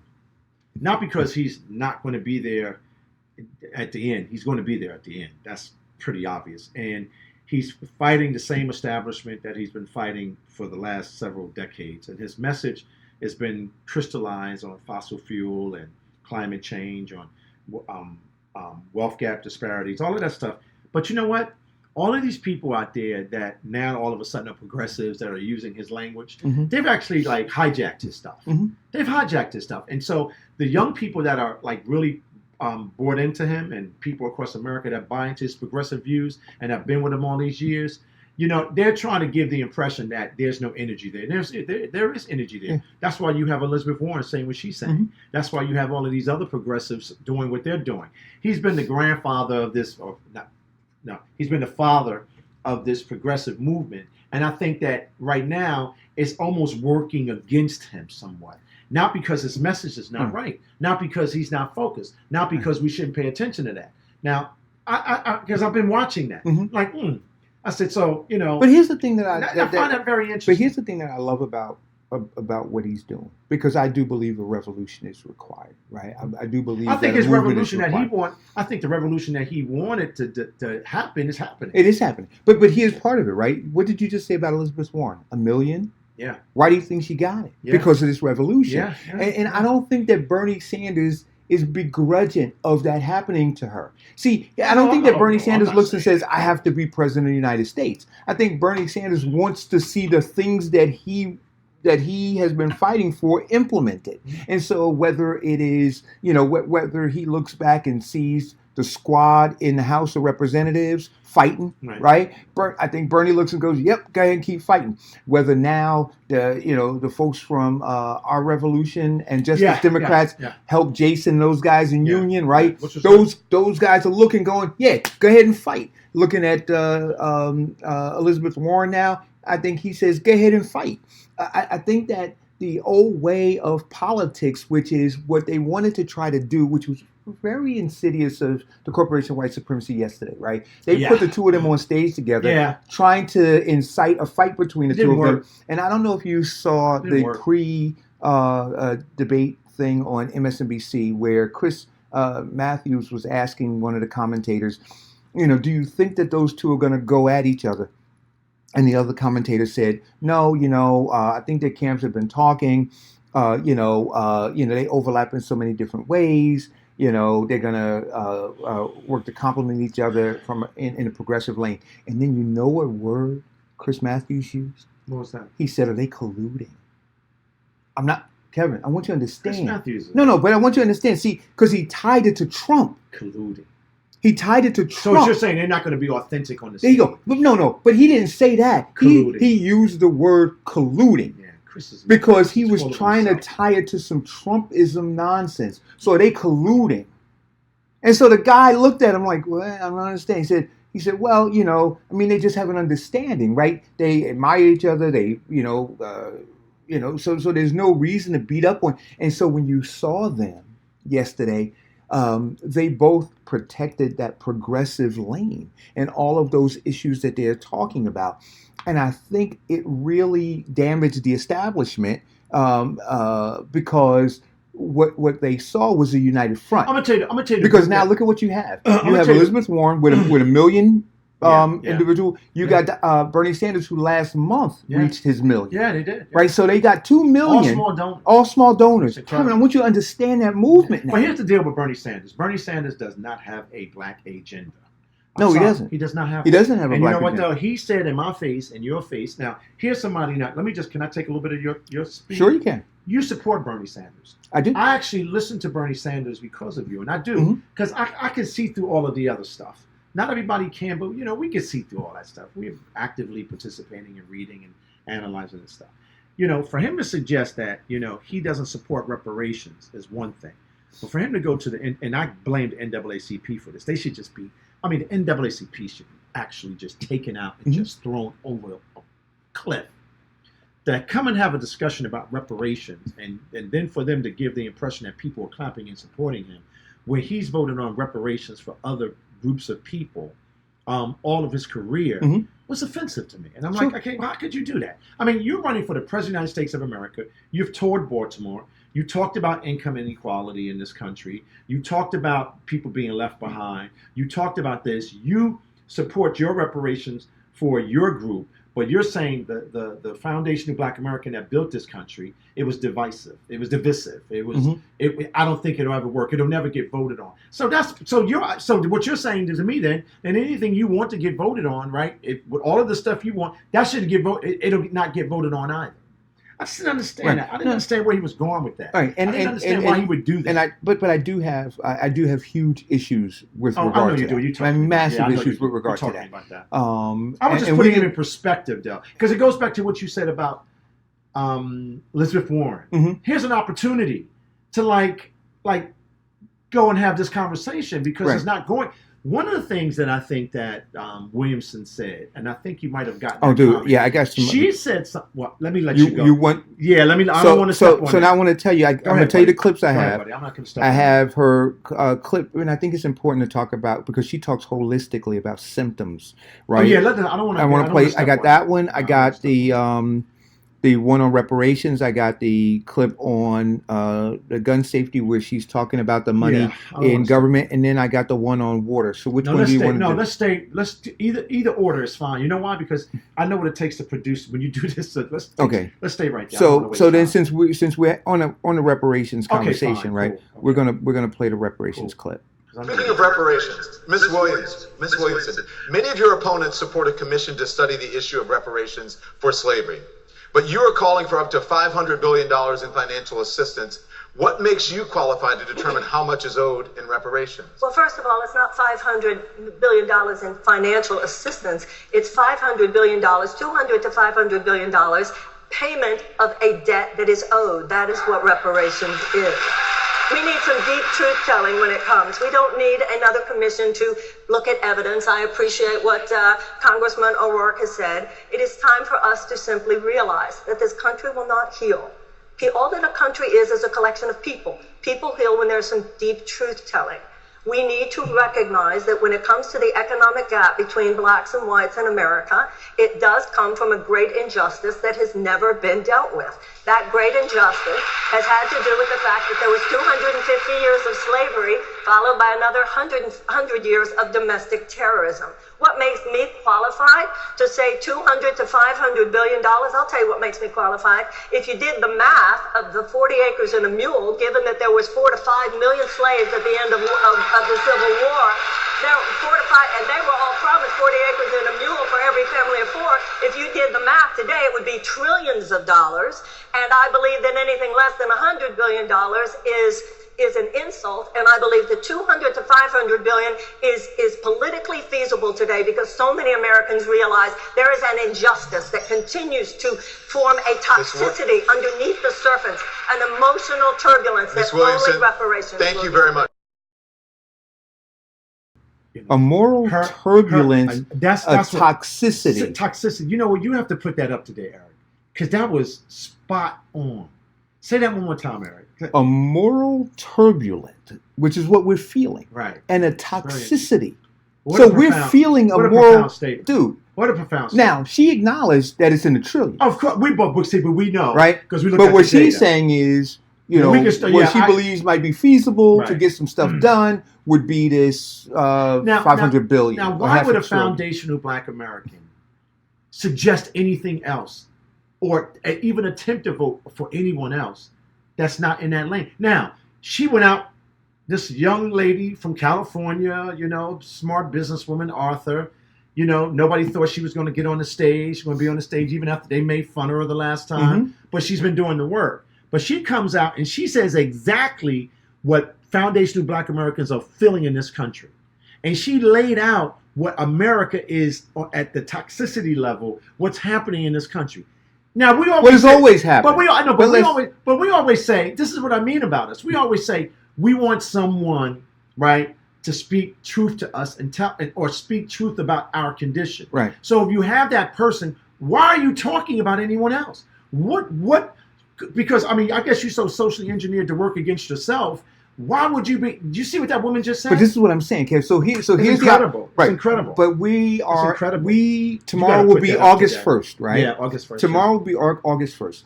My question is, it's really did every foundational Black American hear what now that's said? A woman you send $1 to. That's what I just said. I got we got to send money. Keep her on the stage. Because the longer you keep her on the stage, the longer you keep her bringing that truth, right? The closer we can get to some resolution. But if we don't keep her on the stage, you got to keep on the stage. Now this is where you take. This is one of those instances where I said, everybody praise to God. God saved me. God did this, that, and the other. Bring me a boat. We got her. That's funny. Right? We got her. Can you repeat that? Can you put that back up there? What she said? She said a moral turbulence. Yeah. I want you to understand that. So if you've ever been on a plane, right, the turbulence on a plane shakes the plane to the point where people might actually think the plane's going down. That is a turbulence. And then she said a toxicity. That is toxic. But here's the thing. But Kevin, here's the thing. It is we have always been at war. America has always been at war with the foundational Black American, has always been at war with Black people. The war started with the first African brought here and enslaved. That's right. It has never ended. All of the policies bear truth to what I'm saying, Kevin. Every policy. Nobody can deny the policies that are still on the books that are being defended. No, we deny it. We deny ourselves, right? So these policies bear truth to the fact that this country is at war with us. We can go to recent times, $1 trillion war against the Black community, launched by Nixon. That's right. 94 crime bill, right? And then we got a presidential candidate that they're shoving down our throats saying that should be the guy. They're at war with us, right? there is this You're moral absolutely right. toxicity. Moral toxicity. That was just that Right? went right through me. That went right through me when she said that. Now, they tried to convince us through the slave catcher. Mm-hmm. This is why I say they tried to convince us through the prolific slave catcher, Jesse Jackson. Keep hope alive. And then Obama, hope and change, that we somehow made it through to a post-racial America. And now what you're seeing is a big pushback. But what I tell you about the frog, the frog in the water, in the tempered water, when you turn the temperature up just a little bit, that frog will stay comfortable, even though it's boiling to death. It won't know it. But when you crank that heat up, that frog will jump out of the water because it'll recognize that the temperature has changed. Donald Trump was the heat that got turned up. That's true. And so the turbulence right now, but it's always been there. It's been a tremor. Yeah, it's been a tremor. Hey, listen, I got to tell you, anyone that was watching that was conscious, I mean, I'm only talking to conscious people. I can't tell you about unconscious people. I got to tell you, she hit the nail on the head. And she actually, listen, when we started talking about this a year ago, I think we've been on this a year. We've been unpacking this for about a year. I think personally in our lives, we've been unpacking it longer than that. But they thought we were crazy. Yeah. Remember they said Charles Love and put something spiked my drink or something. Yeah. But they weren't reading what we were reading. But then they asked us too about the show. Well, why are you talking about this? Yeah, but now we see it on the stage. You see it on the stage. You saw it on the debate You saw it stage yesterday on Morning Joe when they had a whole discussion. and you're going to hear it again tonight. That's right, absolutely. Right. Everybody's reworking their speeches. I'm going to tell you who's reworking their speeches right now. Kamala Harris, right, and Cory Booker. Yep. They're going to try to sound so black tonight that you're going to see how disingenuous they are. They're going to be trying to play that black code, the black thing they do, and it's going to fall flat. I guarantee you, watch what happens today. So the next one I want to play is where, because she was just on fire last night. Yeah. This is Williamson, and she was talking about symptoms. Symptoms. Here we go. Everything that we're talking about here tonight is what's wrong with American politics. And the Democratic Party needs to understand that we should be the party that talks not just about symptoms, but also about causes. When we're talking about health care, we need to talk about more than just the health care plan. We need to realize we have a sickness care rather than a health care system. We need to be the party talking about why so many of our chemical policies and our food policies and our agricultural policies and our environmental policies and even our economic policies are leading to people getting sick to begin with. Thank you. That's what the Democratic, but I want to say more Thank you, about Ms. Williamson. Okay, Thank I you, hope Ms. you'll come back Williamson. to me this time. Go ahead. And they cut her off, right? Yeah, because she was on fire. She was on fire. But now, so talking about those different policies, right, in the symptoms and the causes, here she was talking about water. Now, we got water issues here, right? But here she was talking about water. Ms. Williamson, what's your response on the Flint water crisis? My response on the Flint water crisis is that Flint is just the tip of the iceberg. I was recently in Denmark, South Carolina, where there is a lot of talk about it being the next Flint. We have an administration that has gutted the Clean Water Act. We have communities, particularly communities of color and disadvantaged communities all over this country who are suffering from environmental injustice. I assure you, I lived in Grosse Pointe. What happened in Flint would not have happened in Grosse Pointe. This is part of the dark underbelly of American society.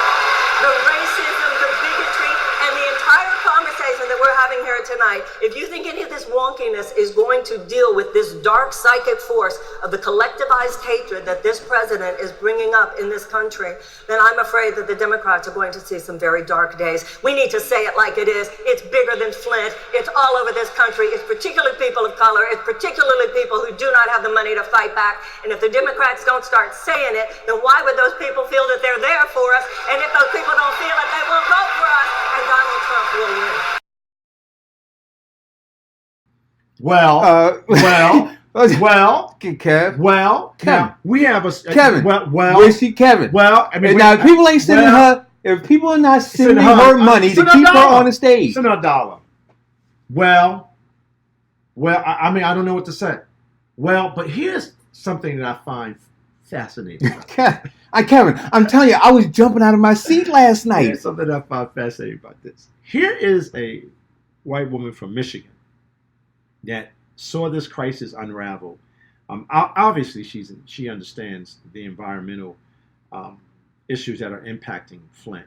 But she said it's going to happen all over the country, and it's happening in particularly to black people, right? But we have a mayor in this town that has constantly lied to his people. Right. We have a state senator that's a part of the cover-up, right? That is he was the beginning of the crisis, and this guy is taking the crisis to a whole nother level, right? We have local elected officials that have not come out against this and come out and told the truth that we're in a crisis. Now, here's this white woman that says, listen, the Democratic Party, you're liars.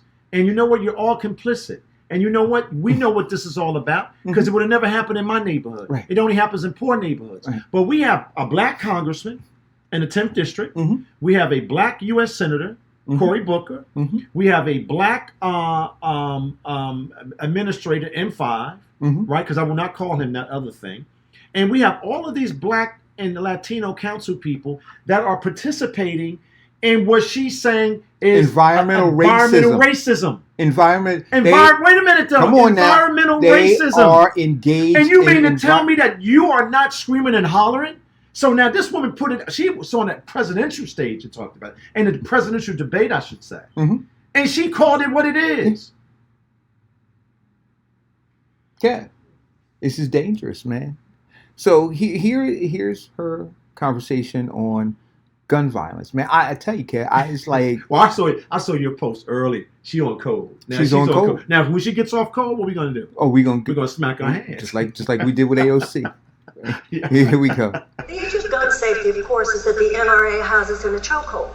But so do the pharmaceutical companies, so do the health insurance companies, so do the fossil fuel companies, and so do the defense contractors. And none of this will change until we either pass a constitutional amendment or pass legislation that establishes public funding for federal campaigns. But for politicians, including my fellow candidates, who themselves have taken tens of thousands and in some cases hundreds of thousands of dollars from these same corporate donors to think that they now have the moral authority to say, we're going to take them on, I don't think the Democratic Party should be surprised that so many Americans believe yada, yada, yada. It is time for us to start over with people who have not taken donations from any of these corporations and can say with real moral authority, that is over. We are going to establish public funding for federal campaigns. That's what we need to stand up to. We need to have a constitutional amendment. We need to have legislation to do it. Until we do it, it's just the same old, same old. Thank you.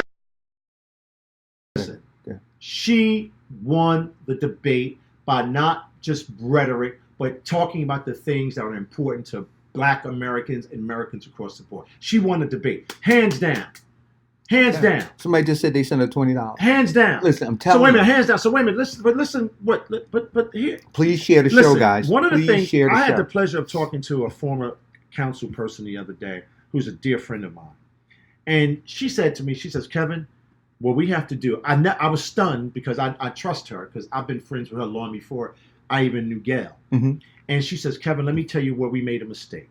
She said we should be engaged in term limits. Yes. She says, Kevin, I want to work with you to do term limits.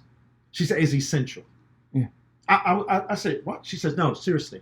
She said, after the vacations are over in September, I want to talk about term limits. We have to term limit these people out. She said, even for me, even for Gail, none of us stayed in office all that time and did absolutely nothing. But in order to get new people in the system, Kevin, we have to have enough power and enough influence to do term limits. And she was right. She was 100%. She was right. She was right. That was incredible. Kevin, so listen, guys, continue to send her money because I think that we need to keep her. We need to keep her on the stage, talking about these issues that a lot of them are not going to talk about. A lot of them can't talk about because of where they're getting money from. And we're going to do the same thing tomorrow. So I'll be watching the debate tomorrow, and I'll be pulling clips, and we'll do some analysis. But the idea is, and this is why debates are important, not just on a national level, but you notice that on our local level, a lot of the people don't want to debate. You have people who run for these offices and with these enormous salaries, and then they refuse to involve themselves in any debates. They refuse to come out in the public. But what we need to do as the informed class, just like we're doing, just like on the national level, these folks have to debate. We have to make sure that we have a contingent of people who are forcing these electeds to debate, because doing that then allows us to go through and scrutinize and then talk about it and then get to some resolution about who it is that is prepared to serve our best interests. But if we allow them to skate through, not having public discourse about these different issues, then we wind up with people who are not qualified or interested, for that matter, in doing the things that are beneficial to us. So I'm gonna play this last clip. This is her closing. Yeah. This is I think that Marianne Williamson's closing statement. Here we go. The issue of gun safety, of course, is that the NRA has us in a chokehold. I'm sorry, I played the wrong one. Here's the closing statement. Yes, our problem is not just that we need to defeat Donald Trump. We need a plan to solve institutionalized hatred, collectivized hatred, and white nationalism. And in order to do that, we need more than political insider game and wonkiness and intellectual argument. Those things will not defeat Donald Trump. We need some radical truth-telling, not just to talk about healthcare, but talk about why we're so sick all the time. We need to have a serious conversation about race and what is truly owed. Even on the subject of foreign policy, it's all about symptoms and not about cause. We need to talk about the fact that the United States has sacrificed our moral leadership, the fact that countries see us, not only domestically but internationally, with policies that simply support our corporate overlords, the fact that our national defense agenda is driven more by short-term profits for defense contractors than by genuine peace building.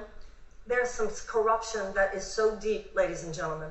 And until the Democratic Party is ready to speak to the deeper corruption, knowing that we ourselves sometimes, because of our own corporate donations, have participated, then I'm afraid those who vote for Trump will continue to vote for Trump, and those who might not like Donald Trump will continue to stay home. I want a politics that goes much deeper.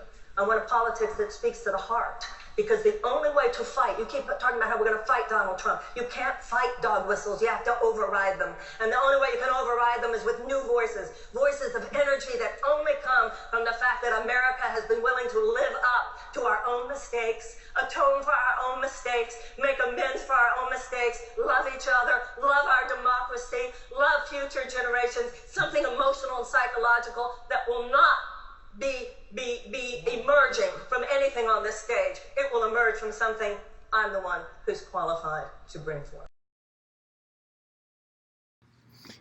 Hey, give her $2. Hey, Yo, wait a minute though. Was she cleaned their clock, and guess what? We need her on the stage. We don't need her to go away. We need to get rid of Kamala. Watch tomorrow. I can't wait till tonight. Now I'm going to watch tonight. Mm-hmm. They all are going to try to sound like her, but it's not real. It's not authentic. They're all going to try to capture. We need to keep her on the stage, so that she at some point is with them too. That's right. Right. Well, see, I want her. I need her to be on the stage. When there's only one debate. Right now they got 20 people, right? So she's, they put her over here with these folks, and then they got Biden, the front runner, right, and Kamala, and Corey. Corey's polling at like 1%. Anyway, they got. I'm sorry. So we need to keep her, guys. But what we need to do is we as a community need to understand what's valuable to us. But just look at what she said. Just take what she said and push that down a little bit to the local level, right? And just look at what we're going through. And look how she's analyzed that. Mm-hmm. Just close your eyes and just listen to what she's saying. And you go out here and you see this mess. We should be running these people out. We should be running them off the island. Right. They shouldn't be allowed to talk in public. Right. You're right. They should not be allowed to talk in public. They shouldn't be allowed to breathe. We should be we should be burning down that building downtown. And we all go engage in psychobabble. Psychobabble. Nobody wants to take a risk. Everybody wants you to do everything for them. This woman sacrificed. She does not have to do this. She doesn't have to do it. Come on. The woman is very well off. She does not have to do this. And she's not a part of that system that continues to play on our emotions to rape us of our resources. Well, but here's the thing, right? It's all about motive. When you run for office, the question is whether you're running to be a servant or whether you're running to be a slave catcher. You're running to be, because there are all of those jobs that are available, right?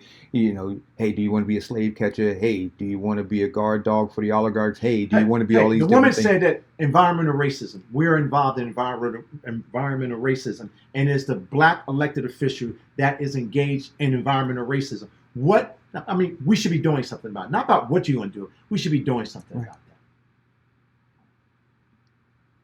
The starving of our resources is creating a genocidal environment in the city of New York. But Kevin, wait a minute, just think what I'm saying. The starving of resources, right? The manipulation and incompetence and ineptness of our government, right, is creating a genocidal environment. In Irvington, in East Orange, in Orange, in Camden, in Jersey City. Is that something I shouldn't be saying to you? No. Do you know what genocide means? Yeah. But listen to the calls that come from George over in Jersey City in the F Ward. We have a government. We don't have a government at any level, and when we listen to her, we get charged up because I'm saying to myself, "Wait a minute, guys, that's a chick from from Michigan, and she's dialed in. She's more dialed in some of the people I know in this town than most of the people in this. Yeah, well, that's true. I mean, come on. I mean, are you kidding? I mean, listen, no one in this feed, all of those people that have been involved, I know a lot of good people in this feed, and they've been doing the work, but they need help. Yeah. They need help. They need support. Go and support them. What can anybody downtown tell you? Right. It's ridiculous. Those people need support. I mean, come on, you got to play her again. Come on, you got to play her one more time. You got to play her ending for me. I know we got a couple. So we got the two. All right, come on, both of them. Do the other one. No. I'm saying we got the one which was the closing, and I don't remember. Let's save the closing to the end.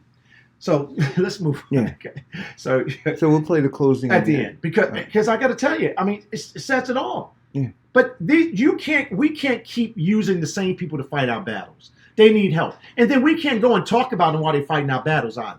They're out there fighting our battles. One person might give out the flyer. Another person might just get in front of the council and talk. But they need help. Yeah, they do. These people need help. So I'm gonna at the end. I'm gonna play both of them. Okay. I'm gonna play the reparations one again because I think understanding what she was talking about in terms of this moral. People need help. Moral turbulence. Yeah, that was deep. We're gonna play that again, Toxicity. and the toxicity. Man, we'll play that. Yeah. I mean, so what else is going on? And we're gonna get to all right. So yesterday we ended up on Cummings. I think at the end of the show, I think we were talking about Cummings, and we come to find out that Cummings is nothing but another slave catcher.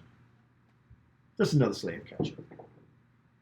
Now, I had a video. I mean, from YouTube. Yeah. Did you want that? I want to. I didn't download it, but I want to play that. But I'll see if I can find it while we continue. Well, anyway, so come to find out that his wife obviously and him have been funneling money to her foundation from all the special interest groups that support him. Really.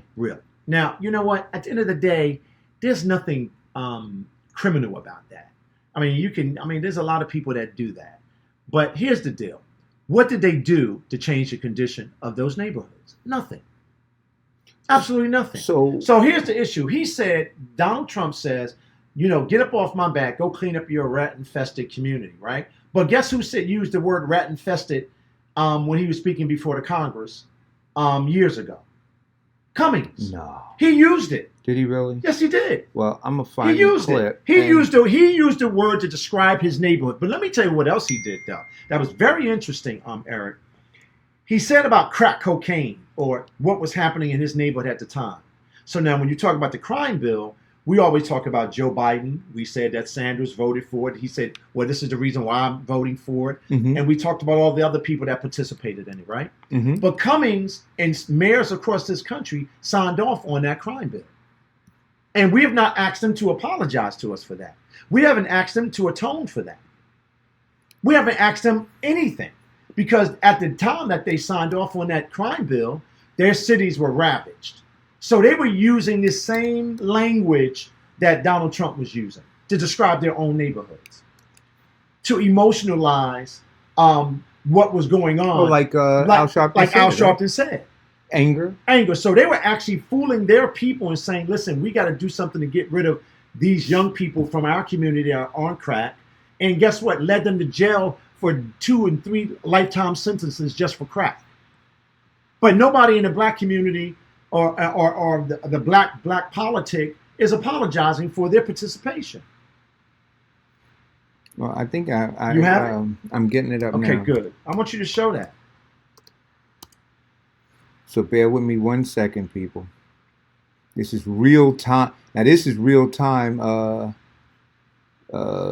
broadcasting, right? Thank you.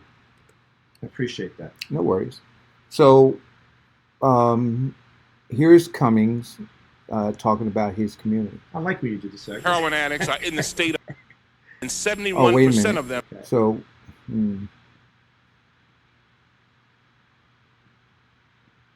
yeah, so anyway, I meant to keep the conversation going. I chase rats. Okay. He attacks everybody. I know Donald Trump, he's not mature enough to take criticism. He can't help it. Wait a minute, is this He the doesn't right refer one? to any of his other opponents or This critics morning, as infested. I left my community. Enjoy.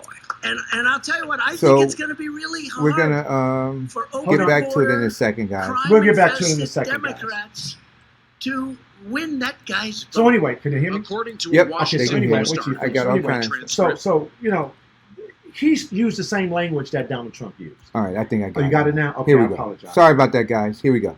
Heroin addicts are in the state of Maryland, and 71% of them live in Baltimore City. And keep in mind, Baltimore only has a population of 674,000. I've got a serious crisis in my district.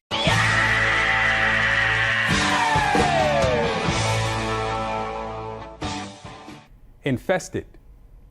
That's usually reserved for references to rodents and insects. This morning, I left my community of Baltimore, a drug-infested area, where a lot of the drugs that we're talking about today have already taken the lives of so many children. The same children that I watched 14 or 15 years ago as they grew up, now walking around like zombies. This is only 40 miles away from here. We've seen the president invoke infestation to criticize lawmakers before. Little did I know that Mr. Trump was going to, on the eve of this, attack the congressman from this city. And not only the congressman, but the people of this city in the most bigoted and racist way. This morning, I left my community of Baltimore, a drug-infested area. I was not and am not a rat, because I wasn't with the rats. I'm a cat. I chase rats. He attacks everybody. I know Donald Trump, he's not mature enough to take criticism. He can't help it. He doesn't refer to any of his other opponents or critics as infested. Enjoy. And I'll tell you what, I think it's going to be really hard for open border, crime-infested Democrats to win that guy's vote. According to a Washington Post article in a transcript of a January phone call, President Trump told... Well, it's good that you could pull that up. You didn't have time to edit it, Eric. You're doing it in real time. But just think about what I'm saying to you. But I do like the burping of like Al the burping? Sharpton, man. Okay. I got to take that. I'm gonna keep that. You're gonna keep that. Yeah. So, but think about it. He used the same language to describe his people. Cummings created. Right. He tried to rationalize why he was going to cut the deal that he cut, right, to embrace the mass incarceration bill. Right, but he used it. So he said it was drug infested and rat infested. Right, and so look, and it's like I said earlier, the commentary of it being rat infested is true. The commentator, which is Donald Trump, absolutely is a racist. Is a racist. So we separate the two, right? But when we now saw people get on planes and buses and trains and head to Baltimore, Yeah. to somehow pretend that the truth in the commentary should be ignored. And then they start talking about all the great things. But I'm thinking about the 314 people who were murdered, the prolific drug sales. I don't even like this young lady from The HUD. filth. The young lady from HUD that got on Fox News the other day and basically said they gave billions of dollars. I think 16 To his wife's? No, not to his wife, but to Baltimore. Right. Almost 16 billion, 18 billion dollars in the last several years to Kevin, to Baltimore. But remember when I said to you yesterday we were talking about appropriations and accountability and all that kind of stuff, right? So when Donald Trump came out, and we talked about this before we came on air, if you don't believe that with the $100+ million that he raised in the last quarter and the other money that he has, right, and they're talking about raising $1 billion for his reelection bid, that he doesn't have the most skilled people pulling receipts, doing Oppo research, right, on all of these communities. So when any black slave catcher comes out, rears their ugly head to show some moral,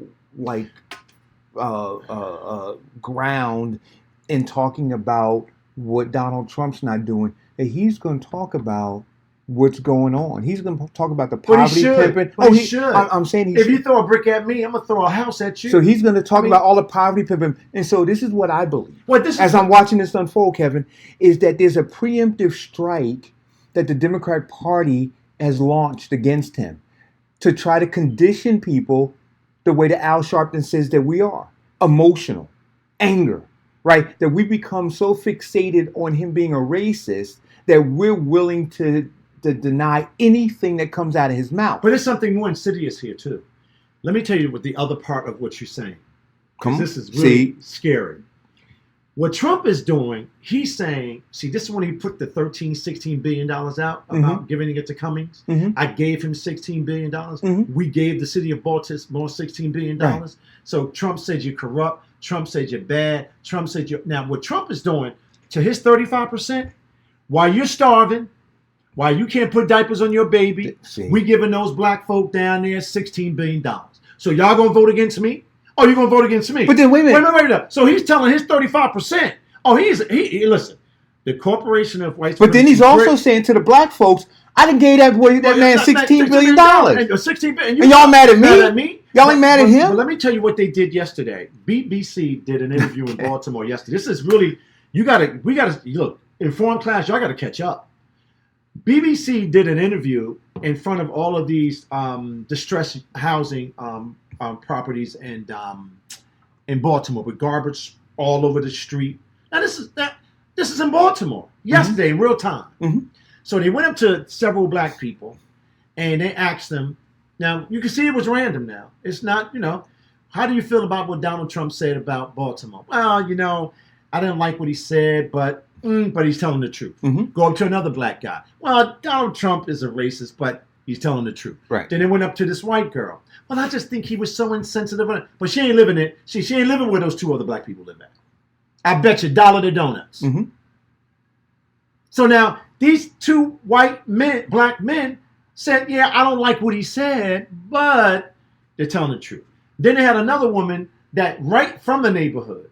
So I ain't seen Cummings in 30 years. Yeah. He don't come to no Frisch fries. He don't come nowhere. He don't do nothing.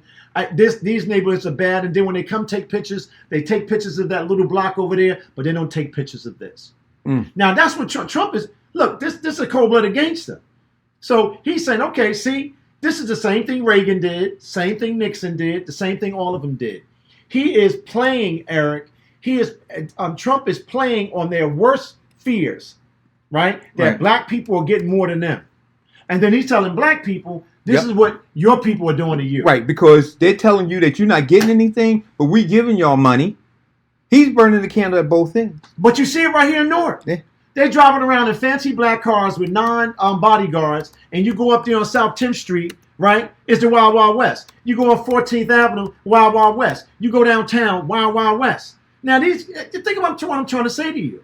And then they're going to lie about your water. Then they're going to lie about the employment rate. Then they're going to lie about about the youth prison. I mean, black people should be ashamed of themselves in Newark. Think about what I'm saying to you, Eric. Yeah. And you're telling me something about Donald Trump?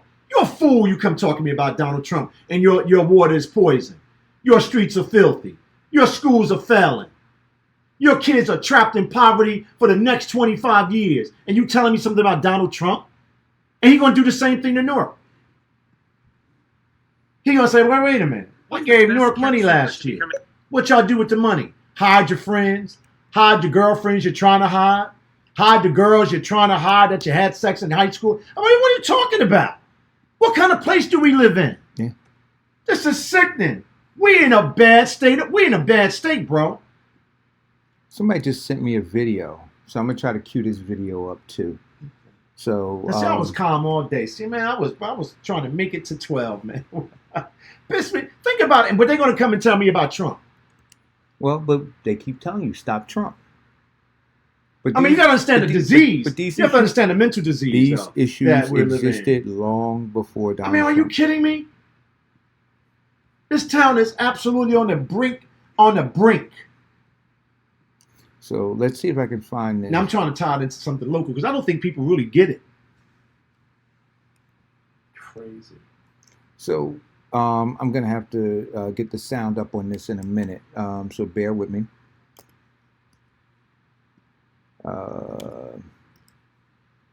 Let's see. What kind of nonsense is that? Heroin addicts are in the state of Maryland, and 71% of them live in Baltimore City. And keep in mind.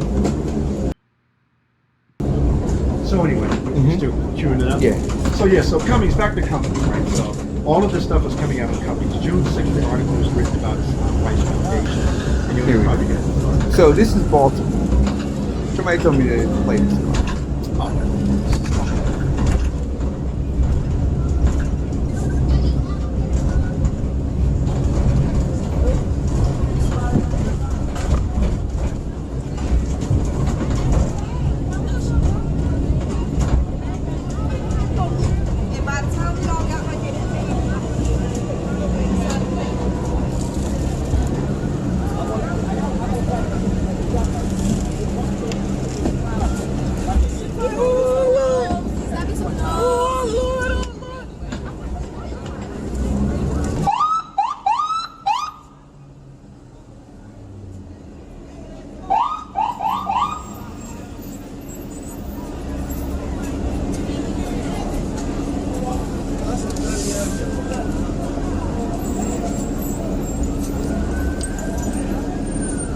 Be interviewing a young guy here in Baltimore, asking him a few questions about his community, about the president, and a couple other things.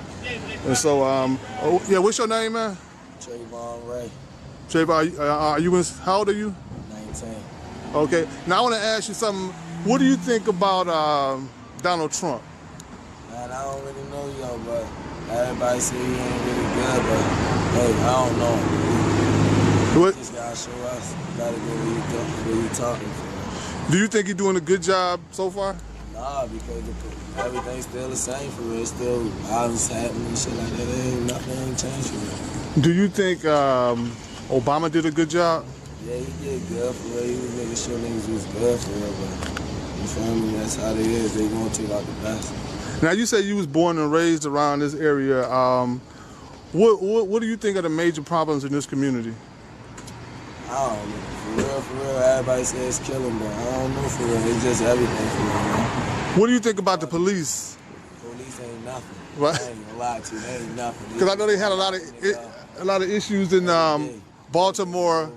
Yeah, they had a lot of issues in Baltimore with the police. With that, what's that guy name who that Freddie Gray? And then they did. Yeah. Now, where did those riots take place at? Were you involved, or do you want to say? I don't know. I was home. Watching movies, I was gonna watch it on TV. Yeah, watching that shit on TV. That shit ain't for me, man. Oh, okay, well, that's it for now. We ain't got no more time. But anyway, like I said, so I'm signing off for now. All right, good looking, man. Let me see that. So the interesting thing about this, right? Once you understand, Can I ask you a question? People actually send this stuff in real time. people send this stuff That's in real pretty time. So guys, good. we try to get it up if you can get it to us. But here's the interesting thing about it, right? So this is the conditioning. Yeah. Where he lives, he said Obama over 8 years Yeah. Did an okay job. Donald Trump's not doing a good job. His condition, though, hasn't changed. Yeah, Nothing. It is a psychosis, Kevin. And now, on top of that, that kid is going to hear that 16, how much? 16 billion. That 16 billion went from this administration to his community. To his community. And then I want to ask the question: 16 billion under Obama, how much went to that community? See, so wait a minute. I got one better for you. If Obama didn't send, listen, the greatest growth we had in cities happened in two periods in history, but the last growth we had happened under the Clinton administration. Right. Hands down. Right? Yep. Under the Obama administration, we flatlined. Mm-hmm. Completely. Anybody want to put data up there to say I'm wrong? Put it up there. Because what, Eric? We don't talk about how we feel. We don't talk about what we think. We talk about data. Talk about data. He did nothing for the black cities in this country. But what Trump is actually saying, see, when you go to war with a devil like that, you got to be ready. You got to be ready. Right? So Cummings all up there talking about Trump, we got to do something with Trump. We could do better. But he's talking about himself. He ain't talking about his people living in Baltimore. That's right. He's talking about himself. Yeah. Because I dare say, if you go from the center of Baltimore to the outer skirts of Maryland, where some of his district is, right? That's where he's living. Right. So listen, guys. So come on, folks. This is crazy. Please share. So Trump the is being show. very clever. Trump is playing to listen. This is the same language that was used. He's playing both sides to the middle. Both sides to the middle. He's playing both sides to the middle. And it's working. He's playing his base, saying, "Look at what I'm giving them that y'all don't have. You all are suffering. They're squandering the money." Then he's going to that community saying, "Your black leaders ain't nothing." But then we're being conditioned by the slave catcher to, when he makes that commentary about the black leaders, to call it racist. Now, again, is he a racist? Yes, he is. But we have to separate the commentary, right? If it's truthful commentary, if you got a black people vote because they're anger and their pride, not because of our interests. So now we'll be angry that Donald Trump is talking about Cummings, and then we'll be proud that Cummings is a black man, and so we'll get behind him and we'll support him. So here, listen. That's as very promised, interesting, though. Here is Marion Williamson again on reparations. Okay. Speaking of reparations, Ms. Williamson, many of your opponents support a commission to study the issue of reparations for slavery. But you are calling for up to $500 billion in financial assistance. What makes you qualified to determine how much is owed in reparations? Well, first of all, it's not $500 billion in financial assistance. It's $500 billion, $200 to $500 billion, payment of a debt that is owed. That is what reparations is. We need some deep truth-telling when it comes. We don't need another commission to look at evidence. I appreciate what Congressman O'Rourke has said. It is time for us to simply realize that this country will not heal. All that a country is a collection of people. People heal when there's some deep truth-telling. We need to recognize that when it comes to the economic gap between blacks and whites in America, it does come from a great injustice that has never been dealt with. That great injustice has had to do with the fact that there was 250 years of slavery followed by another 100 years of domestic terrorism. What makes me qualified to say $200 to $500 billion? I'll tell you what makes me qualified. If you did the math of the 40 acres and a mule, given that there was 4 to 5 million slaves at the end of the Civil War, there were 4 to 5, and they were all promised 40 acres and a mule for every family of 4. If you did the math today, it would be trillions of dollars. And I believe that anything less than $100 billion is an insult, and I believe that $200 to $500 billion is politically feasible today because so many Americans realize there is an injustice that continues to form a toxicity underneath the surface, an emotional turbulence that only reparations. Thank you very much. Yes, our problem is not just that we need to defeat Donald Trump. We need a plan to solve institutionalized hatred collectivized hatred, and white nationalism. And in order to do that, we need more than political insider game and wonkiness and intellectual argument. Those things will not defeat Donald Trump. We need some radical truth-telling, not just to talk about health care, but talk about why we're so sick all the time. We need to have a serious conversation about race and what is truly owed. Even on the subject of foreign policy, it's all about symptoms and not about cause. We need to talk about the fact that the United States has sacrificed our moral leadership, the fact that countries see us, not only domestically, but internationally, with policies that simply support our corporate overlords, the fact that our national defense agenda is driven more by short-term profits for defense contractors than by genuine peace building. There's some corruption that is so deep, ladies and gentlemen. And until the Democratic Party is ready to speak to the deeper corruption, knowing that we ourselves sometimes, because of our own corporate donations, have participated, then I'm afraid those who vote for Trump will continue to vote for Trump, and those who might not like Donald Trump will continue to stay. I want a politics that goes much deeper. I want a politics that speaks to the heart. Because the only way to fight, you keep talking about how we're going to fight Donald Trump. You can't fight dog whistles. You have to override them. And the only way you can override them is with new voices, voices of energy.